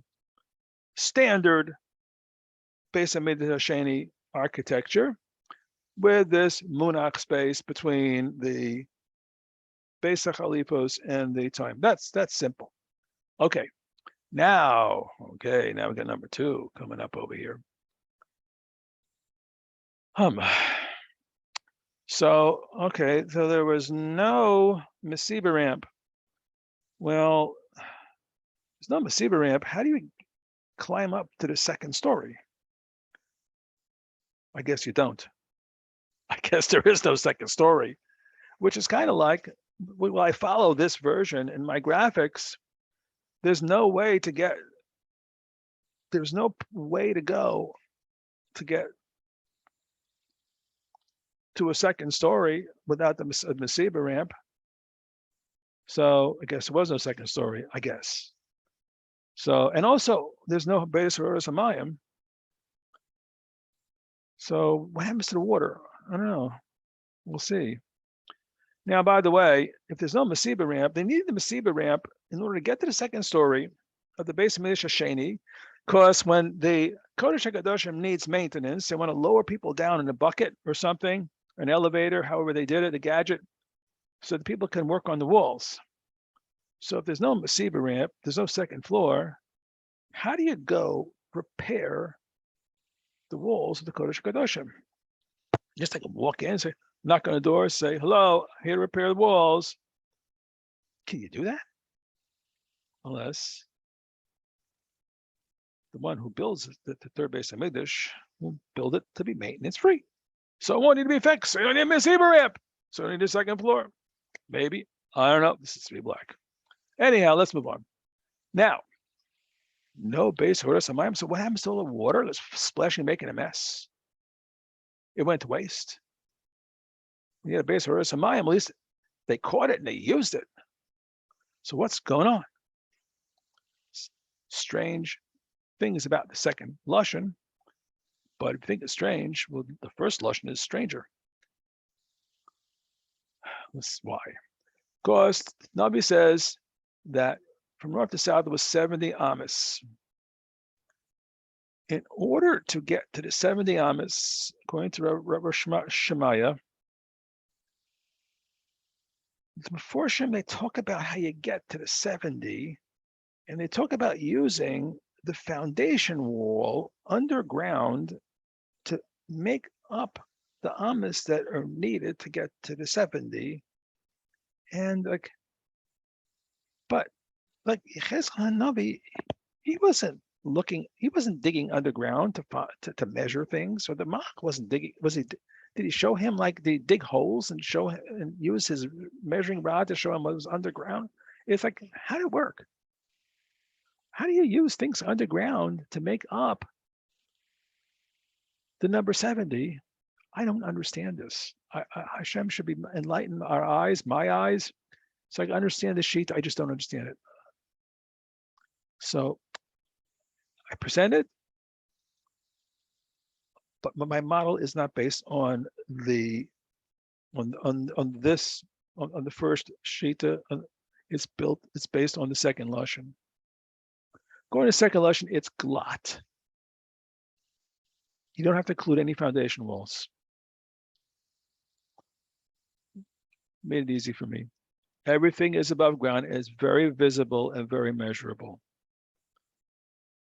So we did north to south, east. So okay, so ready? You're gonna see I'm falling off the first lashon. We'll focus on the second real soon. Let's look at east to west measurements. Everything seems to be the same. East to west is same 100. No surprises here, but there is a surprise. Of course, you come up with 99 Amos. There's a missing one Amma. That Amma, according to Bullshit, that says, oh, the foundation wall. There's a one Amma there. You see how it's indented? So that's the 100th Amma. So it's kind of like, it doesn't look kind of nice either. Like, I like things to like be smooth and beautiful, and it's gonna indent like in the middle. That's the Toyam wall, by the way, but it just doesn't look so like, it bothered me, but that's just me. Anyhow, the indent is a bit puzzling. The 99, you have to include the foundation wall, which is visible at least. All right, so let's take a look over here. And this is a cross section over here. You see the indent, the circles. All right. This is how it worked with the Toem was first 4 Amos, then 5, then 6. You see floor plank over here. See how the floor plank went on the shelf over here, and it made like an indent, and then the roof made indent. And so the Kodesh HaKadoshim western wall eventually was 3 Amos thin. And here was the ground floor of the Heichal, and 6 Amos. There was a ground floor of the Ezra's Kohanim, and there you have our first floor of the Toim, which we're going to soon see graphically. And you got 99 Amos to this wall. Here's your indent, and you got the foundation in general. So you saw the part of the foundation. And you can Chosel Maravi, another 6 Amos, in Harabayas. Elevations. All right, now, floor planks. Very strange.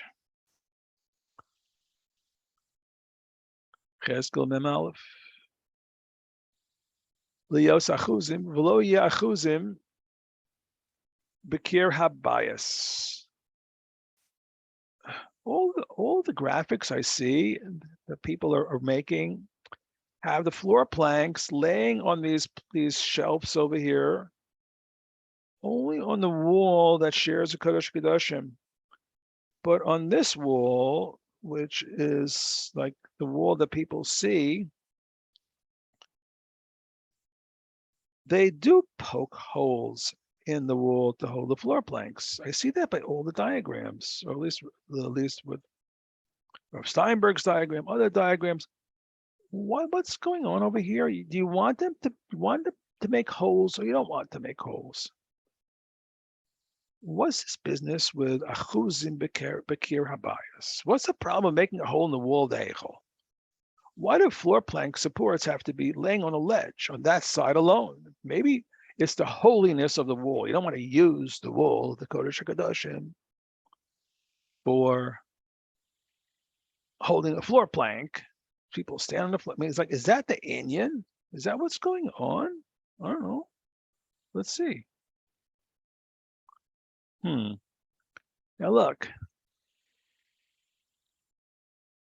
We have cross-section views of the Western versus the Northern and the Southern time, according to the second version now. According to the second version, and this is Rav Steinberg Sefer, and I think I also saw this in Art Scroll. No, I couldn't have seen it in Art Scroll.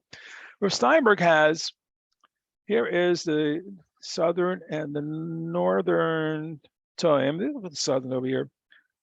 He has shelves on both sides, but this wall does not share. It's not part of the Heichel wall. It's separated by the Munach. So wait a minute. I mean, what's going on over here? Steinberg. How come you have shelves over here on both sides of this time, but here all of a sudden you only have it on one side? I mean, if it's because of holiness of this wall, there is no holiness here. There's a hole. There's nothing. There's 5 a space. Why are the floor plans grab on? What's going on? This was bothering me. All right, let's go back to them. Is this working? Okay, now let's take an inventory of the issues on our minds. Go in the first version, and we're going to fall off of it. The underground, we're just going to cross this off. The first one, number 1. Second version is no base order samayim, where the rainwater go. And number 3, the indent. And the foundation wall, which was visible to make up this building, it's kind of strange. What's the problem making a hole in the Heichel wall? Why non-Heichel walls? We do, we don't. Anyhow, right. Now, second version, our backs are to the west, we're looking east. Here is the Munach. You see that little thing over there? This is the space. This is the Western time. This is the Northern time. Okay, that's how it looks from this level. Now we're at ground floor. Okay. Oh, let's walk inside over here. We'll soon do that. Oh, we did kind of. I think I have some pictures of that. So that's how it looks. And here is the Otem, and this is a Kodesh HaKadoshim. Okay, the Kodesh HaKadoshim wall, or the Kodesh HaKadoshim itself, I think, is in here. And this is a wall. And there's a floor plank on top of it. And you got the Munach space that's over here. Okay. Now we kind of like opened up the wall. That's what it looks going to look like. And the Otem, and the Kodesh HaKadoshim, and the shared wall, and the planks on the shelves were poked into the walls on the right side. Okay. So now, Tosfos. This is such a key Tosfos over here. Yuma Nun Beis Amud Aleph. Tosfos says it's nothing. Tosfos doesn't talk about holiness. They didn't want to make holes in the stone wall to insert the floor plank supports because the supports can get rotten from dampness or water. Now what? Now it's totally puzzling.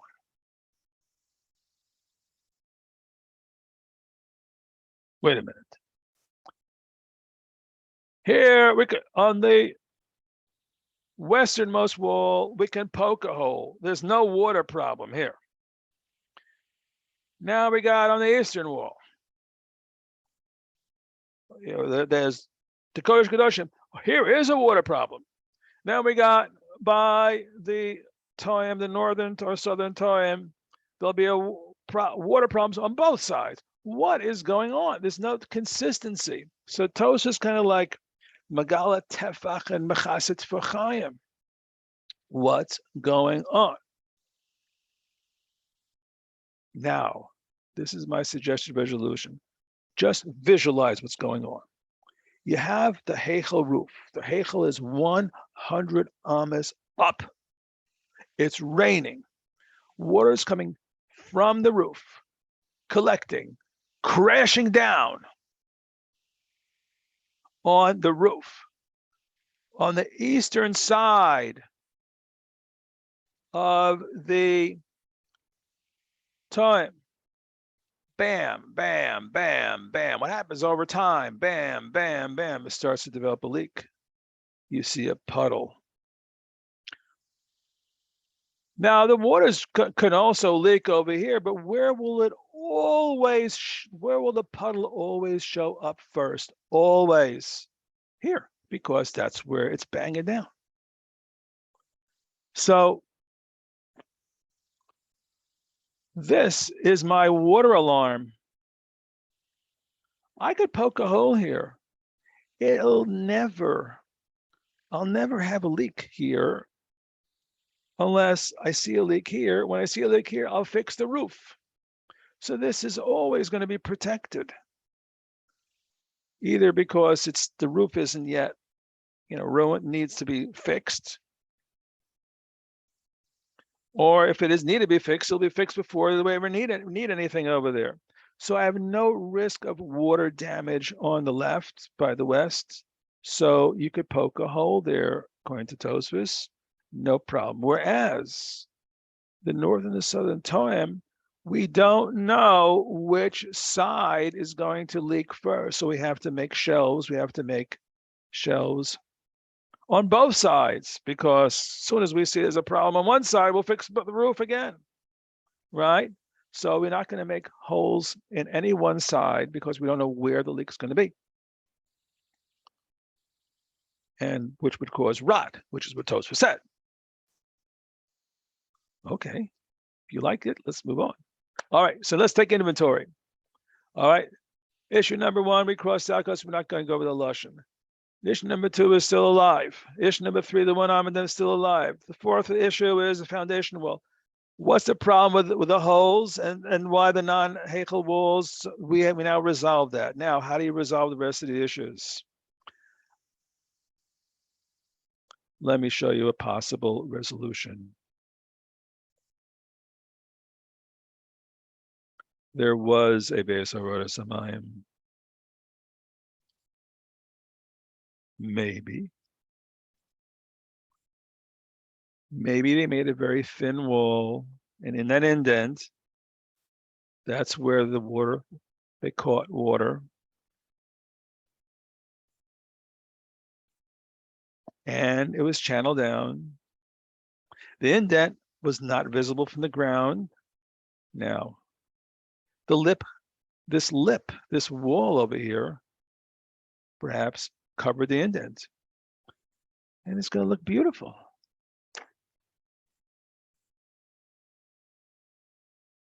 From the ground, there's no indent. You just see that lip. It forms part of the straight wall. So that's my suggestion. I don't know if it's going to happen or not, but I had fun trying to puzzle it all out. That's what I came up with. Hope you like that. Here we go. See, that's what it would look like. It looks pretty normal now. No funny indent. And when they measured, the Malach measured 100 amas to the end of this wall, which is also the same as the end of the foundation.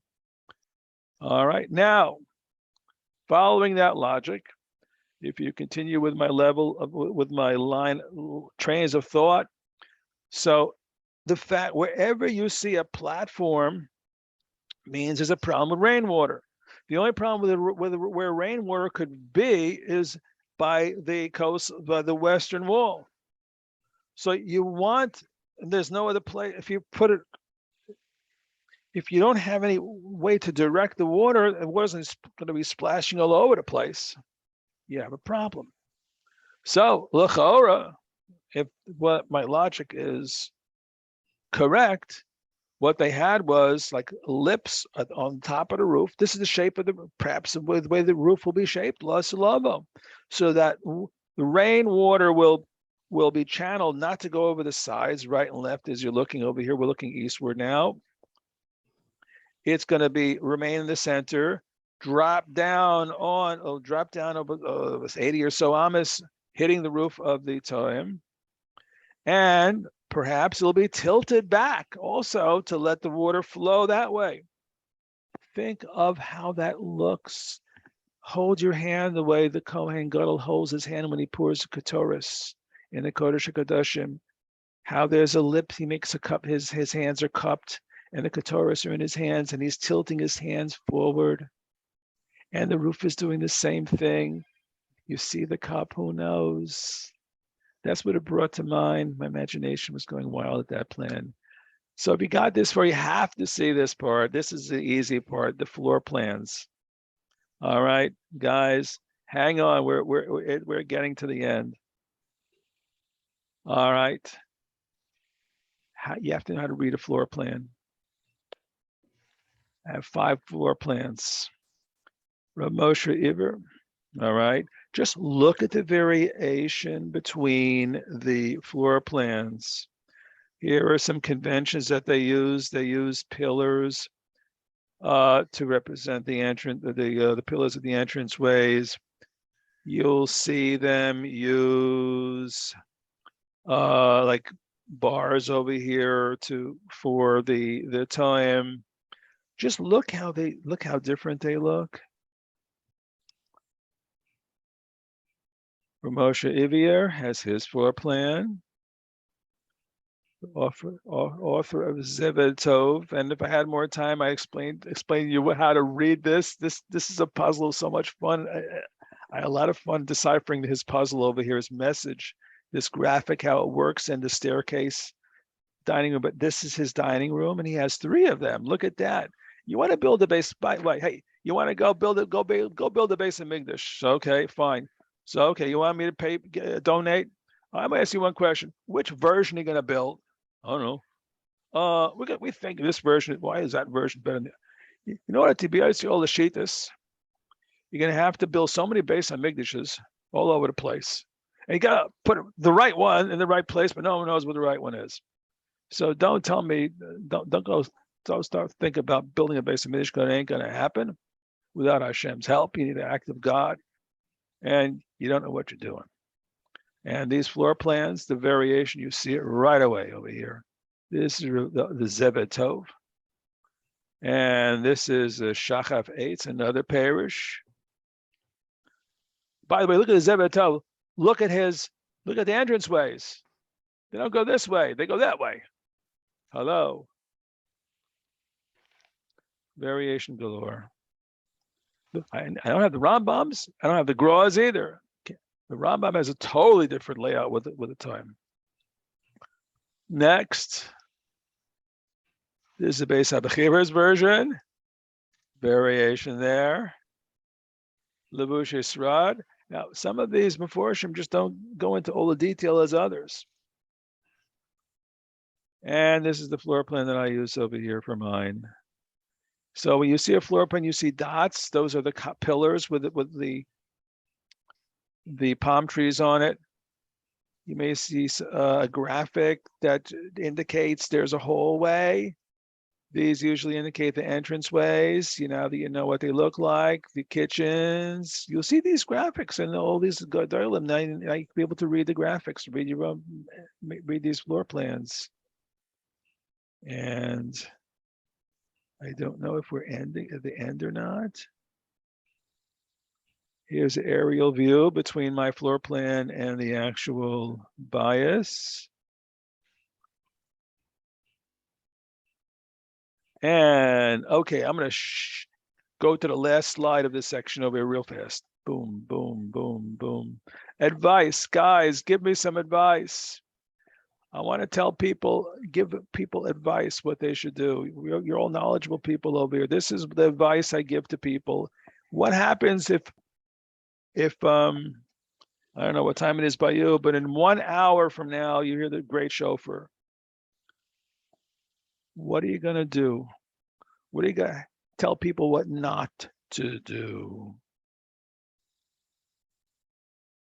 Here is some advice. Tell me what you would think. What would you tell people? Okay, now that you learn all of this. So I say, tell people while they still have their sanity, because once you hear the shofar, you may go insane for a while, for a few minutes. Delay, and don't delay. Delay being makdish anything until we're trained how to do it, what not to do, what not to be makdish, and how to care for consecrated items, and to know what me'ila is. Just don't say, "Oh, Mashiach's here. Oh, I have a goat outside. I raised a korban. I'm building a Beis Hamikdash. I'm gonna bring this." Don't do that. All right, you got your dolly. Oh, well, my dolly, I want it to be hektish. Can I make it makadosh? Yeah, make it hektish. Don't do anything until you're trained. But at the same time, you hear the shofar, don't delay to pack up your stuff. Vitamin says, just grab your tefillin and hop and go.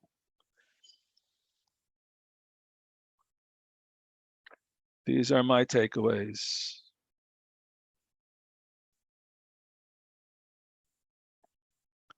We've completed our journey together into the study of the third Beis Hamikdash. The rest is up to you. I wish you much success. Shkoyach. Ooh, still have my 6 people? Whoa, you guys are super troopers. So Mazel Tov, and you've just been Zaycha to build the Beis Hamikdash, Kili Bana, for the past 2 or 3 hours. I had fun. I hope you had fun too. And I hope we can do this again with more people. Pass the word. I'll go slower, and we'll have more stuff. I have more stuff I want to talk about, those dining rooms and the Zevitov's diagram. But you've seen the latest and the greatest. So that's it. Have a good night, and hope to see you in Yerushalayim in just a few hours. If not, okay, a few days, a few months, whatever, however. All the very best. Thank you for listening. Thank you. Thank you. Kaltiv. And good morning, by the way. Have a good day. For those in Eretz Israel, Michal especially. Kaltiv.